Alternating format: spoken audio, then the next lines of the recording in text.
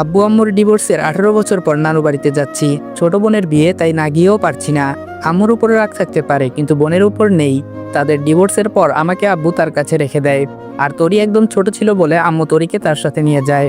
দীর্ঘ 18 বছর তাদের সাথে কোনো প্রকার যোগাযোগ নেই। তরির বিয়ের খবরটা কোথায় পেলাম সেটা পরে বলছি। হঠাৎ ড্রাইভার বাস থামালো। যাত্রীরা সবাই একটু থমকে গেল। এটা তো লোকাল বাস না, তাহলে বাস থামিয়ে যাত্রী নিবে কেন? আমি ছোটবেলা থেকে একটু ঘাড়তেরা টাইপের, একটু বদমেজাজি আর ঘাড়তেরা। আব্বু এটা নিয়ে সবসময় আমাকে বোঝাতেন, কিন্তু আমার পরিবর্তন হয়নি। পরে তিনি একসময় বুঝতে পারেন এটা আমার পরিবারের অপূর্ণ ভালোবাসার ফল। দীর্ঘদিন এমন পরিবারহীনতা আমাকে এমন রুক্ষ করে তোলে। আমার আচার আচরণে আনে ভিন্ন মাত্রা। নিজেকে সবসময় কন্ট্রোলে রাখতে চেষ্টা করি, কিন্তু পরিস্থিতি আমাকে সেই আগের মতোই করে দেয়। এটা নিয়ে আমি নিজেও উদ্বিগ্ন। সিট থেকে উঠে হেল্পারকে ডাক দিয়ে বললাম, সমস্যা কি? গাড়ি থামালেন কেন? হেল্পার একটু শান্ত মনে বলল, একজন যাত্রী উঠবে।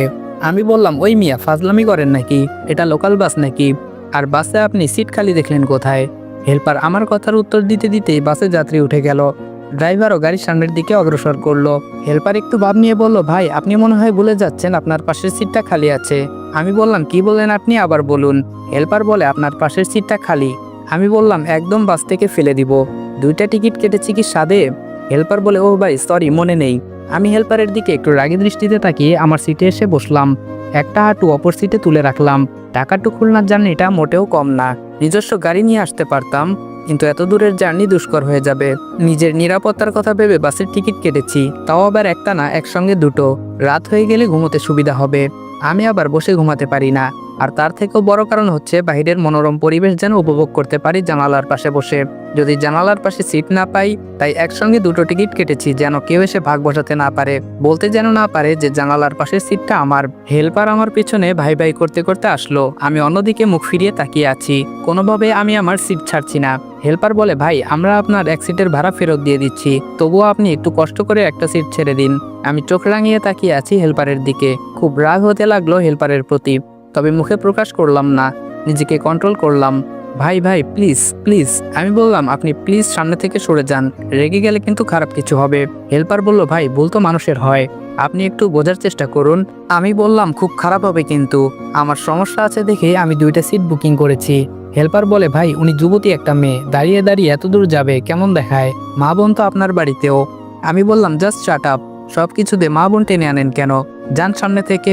আমার ধমক খেয়ে চলে গেল সে। আমি অন্যদিকে তাকিয়ে আছি। আমার সিটের পাশে কারো উপস্থিতি টের পাচ্ছি। সিটের উপর হাত রেখে দাঁড়িয়ে আছে। বুঝতে বাকি নেই, অনাকাঙ্ক্ষিত যাত্রী। সে যেই হোক, আমার সিট ছাড়তে আমি অসম্মত। আমি একবার মেয়েটার দিকে দৃষ্টি দিলাম। দেখে মনে হচ্ছে কোনো কলেজের স্টুডেন্ট, হোস্টেল থেকে ফিরছে, কেননা কাঁধের মাঝে বেশ বড়সড় একটা স্কুল ব্যাগ। আর বাস থামিয়েছিল একটা মহিলা হোস্টেলের সামনেই। মেয়েটার শ্যামবর্ণ মুখের রং, তবে ততটা কালোও নয়, আবার অতটা সুন্দরও না। তবে মুখের মাঝে আছে অজস্র মায়ের বসবাস। শ্যামলা মেয়েরা এমনিতেই অনেক মায়াবী হয়। আমি অবশ্য কাউকে বাস্তবে তেমন দৃষ্টিভঙ্গিতে দেখিনি।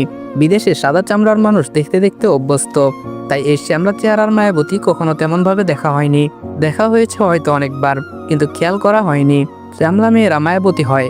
সেটা হুমায়ুন আহমেদের কোনো এক উপন্যাস না গল্পের যেন পড়েছি, সঠিক মনে নেই। বাক্যটা মনে আছে, কিন্তু গল্প মনে নেই। যাই হোক, প্রায় 15 মিনিট হতে চলল।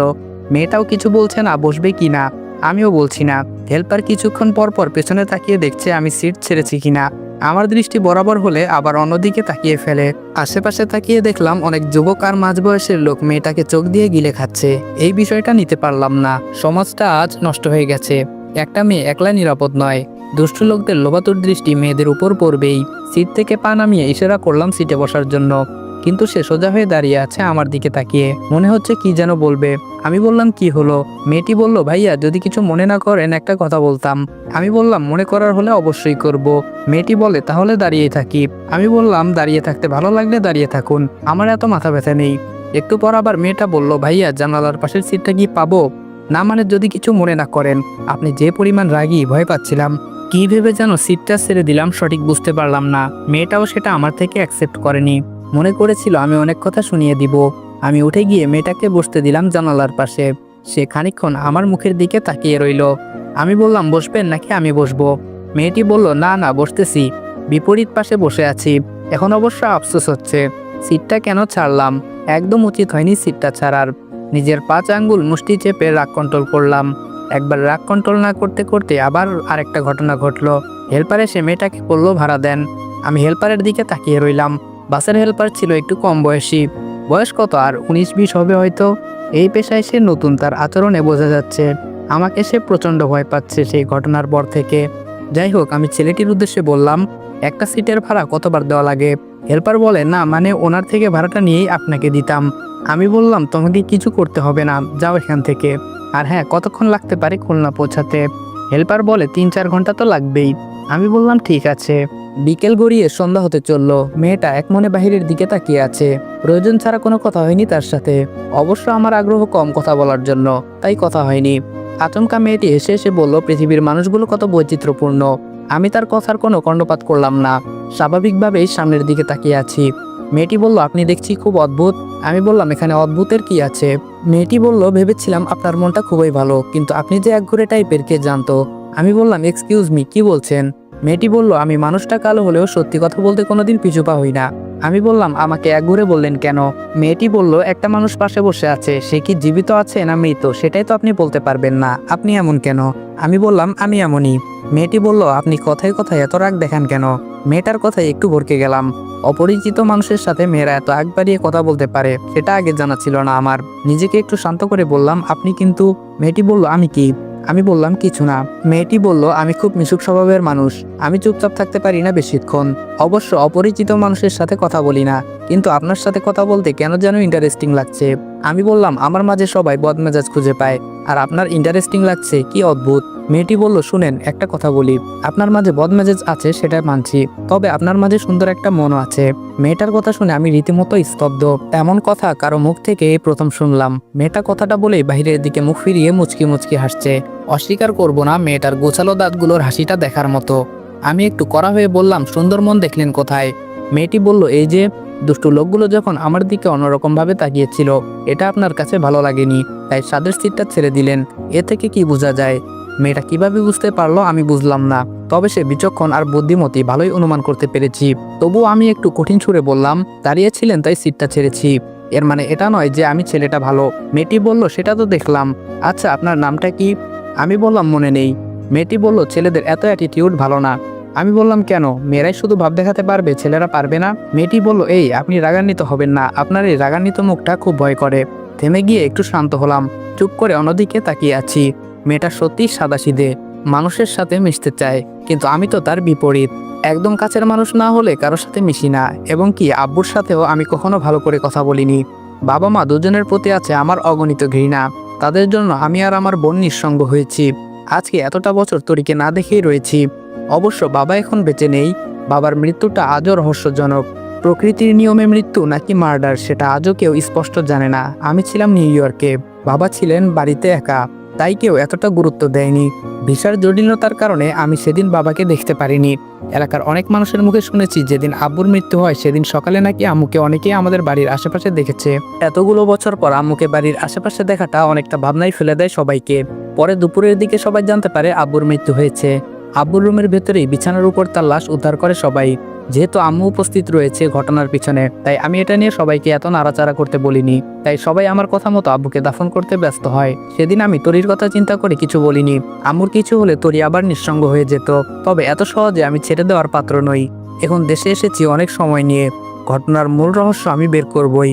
আম্মুর প্রতি আমার আগে থেকেই ঘৃণার পাহাড় জন্মে আছে, তার উপর আব্বুকে মার্ডার করার মতো ঘটনার সন্দেহ রয়েছে।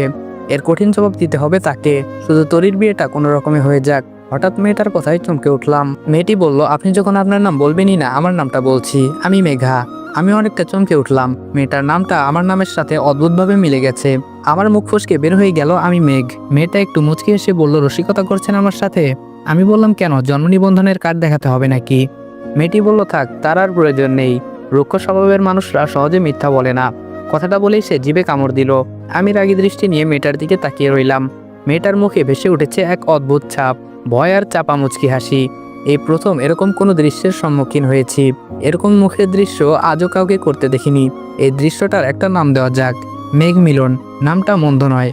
আমার মতো করে নামটার বিশ্লেষণ করলে যার উত্তর দাঁড়াবে, মেঘার মুখে যে একসাথে দুটো অদ্ভুত দৃশ্যের মিলন হয়েছে, তাই নাম হয়েছে মেঘ মিলন। যদিও আমি কবি বা সাহিত্যিক না, তবে মায়াবতী দেখলে সায়েন্টিস্টরাও কবি হয়ে যায়। কি অদ্ভুত সবকিছু। মেয়েটাকে নিয়ে এইটুকু সময়ের ভিতরে যতটুকু ভাবলাম, আমার নিজেকে নিয়ে কখনো এতটুকু ভাবিনি। আমরা সবাই এই দিকটা দিয়ে পিছিয়ে, নিজেকে নিয়ে ভাবার সময় হয়েই ওঠে না। চোখ বুঝতে পারছি না, এভাবে ঘুমিয়ে আমি অভ্যস্ত নই। মেয়েটাকে দেখলাম কি অদ্ভুতভাবে ঘুমিয়ে আছে, যার বর্ণনা আমি লিখে শেষ করতে পারবো না। হুমায়ুন আহমেদ তাহলে সত্যিই বলেছিলেন, যে নারী ঘুমন্ত অবস্থায় সুন্দর লাগে সে নারী প্রকৃত সুন্দর। কি অদ্ভুত, এতদিন সেই মহান কথাগুলোর মানেটা বুঝতাম না। মনে হতো সে মনের হতো সে কথাগুলো লিখে, কিন্তু সেগুলো চোখের সামনেই একদিনে ধরা দিবে সেটা ভাবিনি। চোখ দুটো লেগে আসতেই আব্বুর সেই মৃত মুখটা ভেসে উঠল চোখের সামনে। আবার আটকে উঠলাম। হঠাৎ কেন এমনটা হলো বুঝতে পারছি না। আজকে কেন যেন খুব মনে পড়ছে আব্বুকে। বুঝতে শেখার পর থেকে আব্বুকে আমি মোটেও সময় দেইনি। আমার কথা ভেবে সে দ্বিতীয় বিয়ে করেনি, কিন্তু আব্বুকে কতই না অবহেলা করেছি আমি। শেষবার ক্ষমা চাওয়ার সুযোগটাও পাইনি। ভেবেই কুল পাই না আম্মু এত বছর পর কিসের জন্য এসেছিল আব্বুর কাছে। কিছু প্রশ্ন মস্তিষ্ককে সবসময় মাতিয়ে রাখে, আর কিছু স্পর্শ পাথর বুকেও তাজা গোলাপ ফোটাতে পারে। মেয়েটা যখন ঘুমে বিভোর, তখন গাড়ি একটা আইল্যান্ড ক্রস করে। ড্রাইভার ততটা খেয়াল করেনি, তাই গাড়িটা একটু ভালোভাবেই নড়ে চড়ে উঠল। মেঘা চট সামলাতে না পেরে আমার দিকে হেলে পড়ল।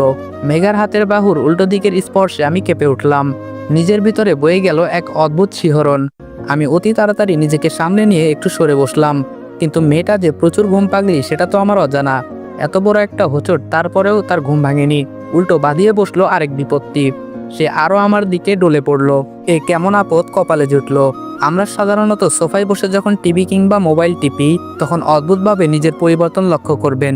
প্রথমে সোজা হয়ে 1 মিনিট, তারপর সমান্তরাল রেখা হয়ে 4-5 মিনিট, তারপর শেষে নিজের হুঁশ ফিরে যখন লক্ষ্য করেন আপনার পা সোফার উপরে আর আপনার মাথা নিচে। এই মেয়েটার মাঝেও এরকম কিছু স্বভাব আছে। একবার গায়ে ডলে পড়েছে, সরে বসলাম, তারপরেও আবার ডলে পড়লো, সরিয়ে দিলাম। এখন সে আমার কোলে মাথা রেখে গুটিসুটি মেরে শুয়ে পড়লো। আমি পুরো 1 মিনিট স্তব্ধ হয়েছিলাম। এই প্রথম কোনো নারীর এভাবে স্পর্শ আমি নিতে পারছি না। কয়েকবার ডাকলাম, কিন্তু সে নাকে একটু শব্দ করে আবার শুয়ে পড়লো। আমি এবার এক প্রকার ধাক্কা মারলাম। সে হন্তদন্ত করে উঠল। উঠেই তো জিভে কামড় দিয়ে সেই বিখ্যাত মুচকি হাসি হেসে 2 হাতে মুখ লুকালো। তবে তার লজ্জা আর হাসি মাখা মুখে এই মেঘ আর শান্ত হচ্ছে না। তাকে কিছু কথা শোনানো আমার উপরে দায়িত্ব হয়ে পড়েছে। আমি বললাম, হে ইউ, কমন সেন্স নেই? মেয়েটি বলল, আসলে সরি, আমি বুঝতে পারিনি। আমি বললাম, কিসের সরি? এটা কোনো ভদ্রতার মাঝে পড়ে? মেয়েটা একটু থমকে গেল। আসলে ভুলটা তো তার, আর আমি যেই কড়া কণ্ঠে কথা বলছি ভয় পাওয়ারই কথা। তবুও মেয়েটা আমতা আমতা করে বলল, 2 দিন ধরে ঘুমাতে পারি না, তাই একটু বেশি ঘুমে মগ্ন হয়ে গিয়েছিলাম। আমি বললাম, মিথ্যা বলছেন কেন? দেখে মনে হচ্ছে এটা আপনার পুরনো অভ্যাস। মেয়েটি বলল, আশ্চর্য, আপনি জানলেন কি করে? আমি বললাম, তার মানে অনুমান সঠিক ছিল। মেয়েটি বলল, আসলে আমি বাসে উঠলে এভাবে ঘুমিয়ে পড়ি। আমি বললাম, কি সবার কোলে এভাবে ঘুমান? মেয়েটি বলল, আরে দেখ কি বলছেন, আমার বান্ধবী প্রমা আমার সাথে সবসময় আসা যাওয়া করে। ওর একটা এক্সাম থাকার কারণে সে এবার আমার সাথে আসতে পারেনি। আমি তার কোলে সবসময় এভাবে ঘুমাতাম। আজকে সে আসার আগে অনেকবার সতর্ক করেছিল যেন কারো কোলে না ঘুমাই, কিন্তু একটা কথা কি জানেন, মানুষ অভ্যাসের দাস। আমি বললাম, ইটস ওকে, ইন ফিউচার সাবধান, যখন আপনার বান্ধবীর বিয়ে হয়ে যাবে তখন। মেয়েটি বলল, সেটা তো ভাবিনি, মনে হচ্ছে নতুন অভ্যাস করতে হবে। আমি বললাম, তার আর দরকার নেই, এই অভ্যাস চালানোর জন্য আমার কাছে একটাই বুদ্ধি আছে, চাইলে দিতে পারি। মেয়েটি বলল, ওয়াও, প্লিজ তাড়াতাড়ি বলেন। আমি বললাম, বাসে ওঠার সময় 5 টাকা দিয়ে দড়ি কিনে নেবেন। সিটে বসার পর 2 হাত পুরো শরীর জানালার গ্রিলের সাথে বেঁধে রাখবেন। 2-3 বার ট্রাই করলে ইনশাল্লাহ আরোগ্য পেতে পারেন। মেয়েটি বলল, ঠাট্টা করছেন? আমি বললাম, সঠিক যেটা সেটাই বললাম। আজকে আমি ছিলাম, কালকে অন্য কেউ থাকবে, তবে সবাই আমার মতো না, কেউ না কেউ সুযোগ নেবে। তখন হাজার কিছু করলেও সে দাগটা মুছবে না। আশা করি কি বোঝাতে চেয়েছি বুঝতে পেরেছেন। মেয়েটি বলল, আচ্ছা, একটা জিনিস তো বাকি পড়ে আছে। আমি বললাম, কি? মেয়েটি বলল, বাসের ভাড়া, আপনাকে তো টাকাই দেওয়া হয়নি। আমি বললাম, আমাকে কি আপনার বাসের হেল্পার মনে হয়? মেয়েটি বলল, তা কেন মনে হবে? আমি বললাম, তাহলে চুপ করে বসে থাকেন। মেয়েটি বলল, দেখুন, আমি পৃথিবীতে কারো পাওনা অপূর্ণ রেখে যেতে চাই না, আপনাকে টাকা নিতে হবে। আমি বললাম, ওহ তাই? মেয়েটি বলল, আমি বললাম, তাহলে হিসাবটা হয়ে যাক। মেয়েটি বলল, কিসের হিসাব? আমি বললাম, এই সিটের ভাড়া 500, আপনি 3 ঘন্টা যাবৎ আমার সাথে ছিলেন, টাকা দেননি। 500 টাকার সুদ 3 ঘন্টায় 600 টাকা, তার চক্রবৃদ্ধি আছে। মেয়েটি বলল, সুদ দেওয়া নেওয়া অন্যায়। আচ্ছা, কত হয়েছে বলেন, তবুও আমি দিয়ে দিচ্ছি। আমি বললাম, যাওয়ার সময় হিসেব করে বলবো। মেয়েটি বলল, ঠিক আছে। বাস থামলো একটা নদীর পাড়ে, ছোটখাটো একটা ঘাট, ছোট ছোট শিপ অনেকগুলো দেখা যাচ্ছে রোড থেকে। আমি মনে করেছিলাম বোধহয় জায়গায় চলে এসেছি, কিন্তু মোবাইলের লোকেশন বলছে আরো আধা ঘন্টা বাকি আছে। পাশে তাকিয়ে দেখলাম মেয়েটা উঠে দাঁড়িয়েছে, আমাকে কিছু না বলেই তড়িঘড়ি করে নেমে পড়লো। আমি দীর্ঘ নিঃশ্বাস ছেড়ে সিটে হেলান দিয়ে ভাবলাম, মানুষের প্রয়োজনে পা অবধি ধরে, কিন্তু একটা সময় যখন প্রয়োজন ফুরিয়ে যায় আপনার সাথে কথা বলার মতো তার সময় হয়ে ওঠে না। মেয়েটার অবস্থাও সেই রকম কিছুই। যখন সিট ছাড়ছিলাম না তখন ভ্যাবলার মতো তাকিয়েছিল। তারপর জানালার পাশের সিটটাও চেয়ে বসলো। কি ভেবে যেন দিয়ে দিলাম। আর এখন এমন একটা ভাব করে চলে গেল, মনে হচ্ছে আমাদের মাঝে কিছুই হয়নি। ওহ ভালো কথা, সে তো বলেছিল ভাড়া দিবে, তাহলে কিছু না বলে চলে গেল কেন? ভাড়া কি আমি তার কাছ থেকে নিতাম নাকি? বলে গেলেও পারতো। কেন জানি মেয়েটা নেমে যাওয়াতে জায়গাটা শূন্য লাগছে। কেন এই অনুভূতি হচ্ছে মনের মাঝে ঠিক ধরতে পারছি না। কিছু কিছু স্বল্প সময়ের স্মৃতিও মনের সাড়া ফেলে। আমার পাথর মনে এভাবে কেউ সাড়া ফেলবে ভাবিনি কখনো। তবে কি আমি স্বল্প সময়ের জন্য সেই শ্যামলতার রূপের মাধুর্যের মাঝে নিজেকে নিখোঁজ করেছিলাম? ধ্যাত, আজকাল কি সব উদ্ভট চিন্তা ভাবনা করে সময় নষ্ট করি। চলার পথে কত পরিচয় হয়, কত মানুষের সাথে কত ঘনিষ্ঠ সম্পর্ক যুক্ত হয়। দূরে গেলে কোনো একদিন ঠিকই ভুলে যেতে সক্ষম হয়। আমিও পারবো। এটা তো সামান্য মোহমায়া, এত সিরিয়াস হওয়ার কিছু নেই। ভাগ্যক্রমে দেখা হয়েছে আবার চলে গেছে, এটা স্বাভাবিক। আমার চিন্তা এখন এটা নয়, আমার চিন্তা ভিন্ন। গালিবকে একটা ফোন দেই, সব ঠিকঠাক আছে কিনা। হ্যালো, কিরে কোথায় তুই? আমি বললাম আর 20-25 মিনিটের মতো লাগবে।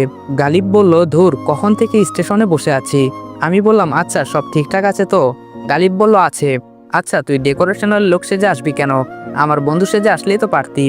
আমি বললাম, না, 2টা ক্যারেক্টার আমার প্রয়োজন। গালিব বলল, মানে? আমি বললাম, মানে বলবি এটা আমার বন্ধু আর ওদেরই ডেকোরেশন। আচ্ছা তুই কথা বলেছিলি ডেকোরেশনের লোকের সাথে? গালিব বলল, হ্যাঁ, উনি বলেছে কোনো সমস্যা নেই। আচ্ছা কেন এত কিছু? তোর প্ল্যানটা সঠিক বুঝতে পারছি না।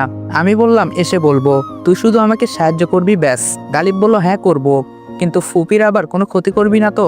আমি বললাম, তোর ফুপি যদি কোনো অন্যায় না করে অবশ্যই কোনো কিছু করব না। গালিব বলল, তোকে নিয়ে বিশ্বাস নেই। আমি বললাম, তাহলে ফিরে যাচ্ছি। গালিব বলল, এই না না, তোর যা ইচ্ছে তাই করিস, তবুও তুই আয়। আমি বললাম, ওকে ওয়েট কর। ফোনটা রেখে দিয়ে একটা ভিলেন মার্কা হাসি দিলাম। কোনো রকম তথ্য উদ্ঘাটন করতে পারলেই হলো।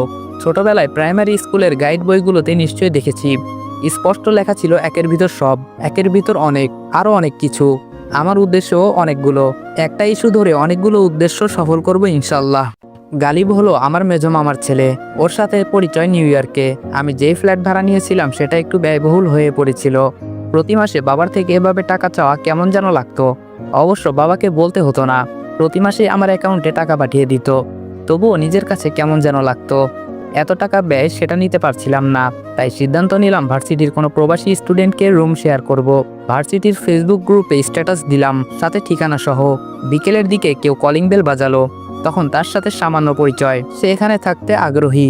প্রবাসীদের মাঝে খুব ভালো একটা অভ্যাস আছে, সেটা হলো তার সঙ্গীদের পরিচয় খুঁটিয়ে খুঁটিয়ে জানা। অবশ্য আমি জানতে চাইনি, সে নিজের ইচ্ছেই আমাকে জিজ্ঞেস করত আমি সারাদিন এভাবে বিষণ্ণ মনে থাকি কেন। বেশ কয়েকবার জিজ্ঞেস করার পর আমি পরিচয় দেই। ভাগ্যবশত তার পরিচয় বেরিয়ে আসলো সে আমার মেজো মামার ছেলে। এটা অবশ্য কুইন্সিডেন্ট। অনেকে ভাবতে পারেন এগুলো গল্প বা সিনেমায় হয়, তবে ব্যাপারটা সেরকম না।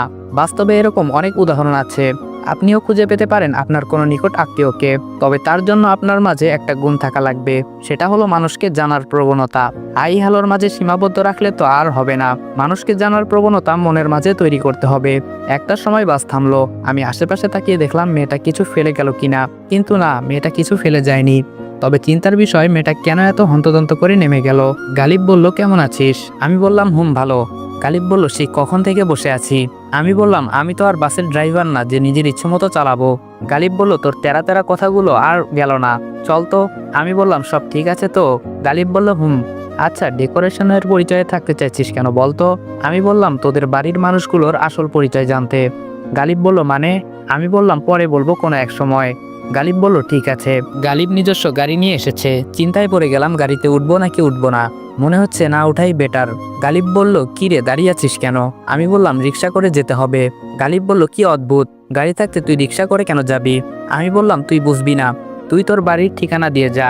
গালিব বলল, তার দরকার নেই, রিক্সাওয়ালাকে বলবি আমার পেছনে পেছনে আসতে। আমি বললাম, ওকে। বিয়ের বাকি আরো 3 দিন। এই কিছুদিনের ভেতরে সবকিছু আমাকে জানতে হবে। আর ছদ্মবেশে গেলে অনেক সহজ হবে ব্যাপারটা। জানতে পারবো কে কি ধরনের মানুষ। তাদের বাড়ির অনেকের উপর আছে আমার ঘৃণা। প্রথম নাম্বার তালিকায় আমার আম্মু, দ্বিতীয় নাম্বার আমার বড় মামা, তৃতীয় নাম্বার হচ্ছে আমার বৃদ্ধ নানি। যতটুকু মনে আছে তারাই সেদিন আব্বু আম্মুর ডিভোর্সের জন্য মুখ্য ভূমিকা পালন করেছে। অবশ্য আব্বু আম্মুর দোষ কম ছিল না। আমার সামনেই ঝগড়া লেগে থাকতো সব সময়। আমি দরজার আড়ালে দাঁড়িয়ে সবকিছু দেখতাম। সে সময় ছোট হলেও একটু একটু বুঝতে পারতাম, তবে কি নিয়ে তাদের মধ্যে ঝগড়া হতো সেটা বুঝতে পারতাম না। তাদের দুজনের ঝগড়ার ফলে শৈশবের অনেক দিন অতিবাহিত হয়েছে আমার না খেয়ে। আমার নীরবে ফেলা প্রতিটা অশ্রু জানতো কিভাবে দিন পার করেছি। পরিবার থেকে এই ডিপ্রেশনগুলো শিশুকে হোক বা সুস্থ মানুষ হোক তাকে পুরোপুরি মানসিক রোগী বানিয়ে দেয়, ফলে সে দীর্ঘদিন সিদ্ধান্তহীনতায় ভোগে। এক সময় ভুল সিদ্ধান্ত নিয়ে তার জীবনের মোড় ঘুরিয়ে দেয়। পরে সমাজ বলে সে খারাপ, কিন্তু সমাজের মানুষের চোখে এটা কখনো পড়ে না যে তার খারাপ হওয়ার উৎপত্তি স্থল কোথায়। কি কারণে ছেলেটা আজ নেশায় মগ্ন, কি কারণে মেয়েটা আজ বেপরোয়া, কেন সে আজ এই খারাপ পথে, সেই দিকটা খতিয়ে দেখার মতো সময় নেই আমাদের সমাজের। বিশাল এক বাড়ি, 3 দিন আগে থেকেই পুরো বাড়িতে বিয়ের সাজসজ্জা। ছোট বোনের বিয়ে, কোথায় মন খুলে একটু সবার সাথে আনন্দ বিলাবো, কিন্তু তার আর উপায় নেই। মায়ের মুখোশ খুলতে ঠিকই আমাকে সেই আনন্দটা মাটি চাপা দিতে হচ্ছে। গালিব বলল ভেতরে চল। আমি বললাম যাবো, একটু ওয়েট কর। আমি চট করে ব্যাগ থেকে একটু নর্মাল ড্রেস বের করে পরে ফেললাম। গালিব মুচকি হেসে বলল তোর মতিগতি বোঝা বড় দায়। আমি বললাম তুই ছোট মানুষ, তোর এত বুঝে কাজ নেই। গালিব বলল কোন সময় কোন বিপদে ফেলে দিস সেটা বলা মুশকিল। আমি বললাম ধুর, আজ এরা চিন্তা করিস কেন, চল তো। পুরো বাড়িতে মেহমানের ছড়াছড়ি, এদের মাঝে কাউকে আমি চিনি না। নানু বা মামাদের দেখলে একটু অনুমান করতে পারবো। গালিব আমাকে সবার ছবি দেখাতে চেয়েছে অনেকবার, কিন্তু ইচ্ছে হয়নি দেখার। আমি মানুষটা বেশ অদ্ভুত, যা থেকে একবার অনীহা সৃষ্টি হয় সেটার প্রতি আকর্ষণ তৈরি করতে বেশ সময় নেয়। অনেক সময় নিয়েও কাজ হয় না। গালিব আমার সাথেই আছে, সে আমার মুখের কোনো প্রশ্নবোধক বাক্যের অপেক্ষা করছে। আঁখ বাড়িয়ে কিছু বলছে না। মূল দরজার দিকে প্রবেশ করতেই পাশ কাটিয়ে একটি মধ্যবয়সের লোক গেল। গালিব আস্তে আস্তে আমাকে বলল আব্বু। আমি বললাম তোর আব্বু? গালিব বলল হুম। আমি বললাম মেজো মামাকেই চিনতে পারলাম না। গালিব বলল নো প্রবলেম ম্যান, আমি চিনিয়ে দিব। বাড়িটা 2 তলা, তবে এর দৈর্ঘ্য এবং প্রস্থ অনেক বড়। বাড়ির সিস্টেমটা আহসান মঞ্জিলের মতো, তবে আহসান মঞ্জিলের থেকে একটু ছোট। অনেকগুলো ডিজাইন ও ভিন্ন। মামারা সবাই কুমিল্লা থেকে স্থানান্তরিত হয়ে খুলনা এসেছে, এবং সেটা আব্বু আম্মুর ডিভোর্সের পরে। কবে স্থানান্তরিত হয়েছে সঠিক বলতে পারছি না। আর এই বাড়িটা দেখে মনে হচ্ছে অনেক পুরনো। যাই হোক, একটু দূরে যেতেই থমকে দাঁড়ালাম। গালিবের দিকে তাকিয়ে দেখি সে আড়ালে থাকা কাকে যেন ইশারা করে কি যেন বলছে। আমি যে গালিবের দিকে তাকিয়ে আছি সেটা সে লক্ষ্য করেনি। এবার আড়ালে থাকা মেয়েটা দৃশ্যমান হলো। অনেকে ভাবছেন মেঘা হবে, তাই না? মেয়েটা অপরিচিত, বয়স তত একটা বেশি না, তবে 17-18 তো হবেই। বেশ সুন্দর ফর্সা মুখ। দুজনেই দুজনকে হাতের ইশারায় কি যেন বলছে। গালিব মনে করেছিল আমি সামনে চলে গিয়েছি, কিন্তু আমি যে তার পাশ ঘেঁষে দাঁড়িয়ে আছি সেটা সে লক্ষ্য করেনি। আচমকা সে সামনের দিকে পা বাড়াতে আমার সাথে ধাক্কা খেলো। আমি ঘাড় বাঁকা করে গালিবের দিকে তাকিয়ে আছি। গালিব কেন যেন একটু ভেবাচাকা খেয়ে উঠল। মেয়েটাকে? গালিব বলল ওহ ওটা, এটা আমার আম্মুর আব্বুর মেয়ের শাশুড়ির মেয়ের মেয়ে। আমি বললাম মাথার তার সব ছিঁড়েছে তোর, চল তো। গালিব বলল দাদিকে দেখবি? আমি বললাম সময় নেই। গালিব বলল তোর আম্মুকে দেখবি না? আমি বললাম এত অস্থির হচ্ছিস কেন? তোর ফুপি কি এমপি না মিনিস্টার যে তার সঙ্গে দেখা করতে হবে? গালিব বলল কাছাকাছি চলে গিয়েছিস, ফুপি এই থানার এমপি। আমি বললাম ফাইজলামি করিস? গালিব বলল সত্যি। আমি বললাম তুই বললেই বিশ্বাস করব? গালিব বলল এখানে থাকলেই বুঝতে পারতি। আমি বললাম আচ্ছা, তাহলে আগে বলিসনি কেন? গালিব বলল তুই আমার কথা আগে কর্ণপাত করেছিস। আমি বললাম তাহলে আরো ইজি হয়ে গেল। গালিব বলল কিভাবে? আমি বললাম সময় হলে বুঝবি। রুম কোথায় তোর? গালিব বলল দোতলায়। অর্ধেক সিঁড়ি বেয়ে ওঠার পরে বাঁধলো আরেক বিপত্তি। 6-7 জন মেয়েও সিঁড়ি বেয়ে নামছে। আমি গালিবের পেছনে দাঁড়ালাম। মেয়েগুলো গালিবকে দেখে দাঁড়িয়ে পড়লো। আমি অন্যদিকে মুখ করে দাঁড়িয়ে আছি। একটা মেয়ে ফিসফিস করে বলছে গালিব ভাই এটা কে? গালিব আমার দিকে তাকালো। ফেক পরিচয় দিতে সে ইতস্ত বোধ করছে। আমি গালিবের পেটে খোঁচা দিলাম পরিচয় দেওয়ার জন্য। গালিব বলল ওহ এটা, সে আমার বন্ধু প্লাস ডেকোরেশনের লোক। মেয়েগুলো একসাথে হেসে উঠল। তাদের মাঝে কেউ একজন আবার ফিসফিস করে বলছে নাম কি তার? গালিব আমার দিকে তড়িৎ গতিতে তাকিয়ে বলল কি যেন নাম তোর? আমি গালিবের দিকে রাগী দৃষ্টিতে তাকিয়ে রইলাম। এত নির্বোধ ছেলেটা বলার বাহিরে। একটা ফেক নাম বললেই তো হয়। আমি বললাম তুই জানিস না? গালিব বলল ও হ্যাঁ মনে পড়েছে, ওর নাম মিরাজ। মিরাজ, হ্যাঁ মিরাজ। আরেকটা মেয়ে বলে উঠলো ছাগলের মতো ম্যাঁ করছিস কেন? তোর বন্ধুর নাম তোর মনে থাকে না? কেমন বন্ধু তোর? গালিব বলল আরে আজকে মাত্র পরিচয় হলো। যাক বাবা, কথাটা ঘোরাতে পেরেছে। তোর সাথে পরে কথা আছে, ফোন দিলে দেখা করিস। আমি বললাম ওকে। মেয়েগুলো চলে গেল। আমি গালিবের মাথায় একটা চাটি মারলাম। গালিব বলল মারলি কেন? আমি বললাম এত গাধা কেন তুই? আর একটু হলেই তো কেস খাইয়ে দিচ্ছিলি। গালিব বলল আরে বেটা, মুন্নি আপুকে দেখলে এমনিতেই ডিপ্রেশনে পড়ে যাই। আমি বললাম মুন্নি আবার কে? গালিব বলল ওই যে দেখলি না, তুই করে বলল, বড় মামার বড় মেয়ে। আমি বললাম ডিপ্রেশনে পড়ে যাস কেন তাহলে? গালিব বলল আরে সে সব সময়। গালিব থেমে গেল, এইভাবে যেন কথা ঘোরাতে চেষ্টা করলো। আচ্ছা তোর পেটে তো খিদে। আমি বললাম তুই জানলি কি করে আমার পেটে খিদে? গালিব বলল, এত দূর থেকে জার্নি করে আসলি, চল খাবি। গালিবের কথায় বেশ সন্দেহ হচ্ছে, আমাকে এখনো তার রুমেই নিয়ে যায়নি, কথা ঘোরানোর ছলে সেটা ভুলে গিয়েছে। তাহলে বিষয়টা খতিয়ে দেখতে হবে, তবে এখন না। আমি বললাম, এই অবস্থায় গিয়েই কি খেতে বসবো? গালিব বলল, ও সরি, মনেই নেই, চল রুমে চল। বেশ পরিপাটি একটা রুম। ব্যাচেলার ছেলের রুম সাধারণত এত গোছানো থাকে না, কে জানে কে গুছিয়ে দেয়। আমি গালিবকে বললাম, কেয়ারফুল ম্যান, তুই যেরকম করছিস সবকিছু তো শেষ করে দিবি। গালিব বলল, ওকে, নো প্রবলেম। আমি বললাম, পেটে সত্যি খিদে লাগছে। গালিব বলল, ওইদিকে বাথরুম, ফ্রেশ হয়ে আয়। গালিবের সাথে গিয়ে খাবার টেবিলে বসলাম। এত বড় খাবার টেবিল অতীতে কখনো কোনো পরিবারে দেখিনি। সাধারণত যৌথ পরিবারগুলোতে দেখা যায় এরকম টেবিল, তবে এত বড় টেবিল দেখিনি। কমপক্ষে 30 জন মানুষ একসাথে বসে খেতে পারবে। আমাকে আর গালিবকে টেবিলের তুলনায় অতি ক্ষুদ্র দেখাচ্ছে, মনে হচ্ছে সূর্যের তুলনায় পৃথিবী। গালিব বলল, তুই 1 মিনিট বস, আমি জেঠিমাকে বলছি খাবার দিতে। আমি বললাম, ওকে, যা। আমি পকেট থেকে মোবাইল বের করে একটু এদিক সেদিক ঘাটাঘাটি করছি। হঠাৎ লক্ষ্য করলাম আমার সামনে তড়িঘড়ি করে একটা মধ্যবয়সী মহিলা এসে বসলো। মাথার চুল আধো ঢাকা। একটু ভালো করে লক্ষ্য করে দেখলাম মিস মারজান বেগম, আমার আম্মু আর কি।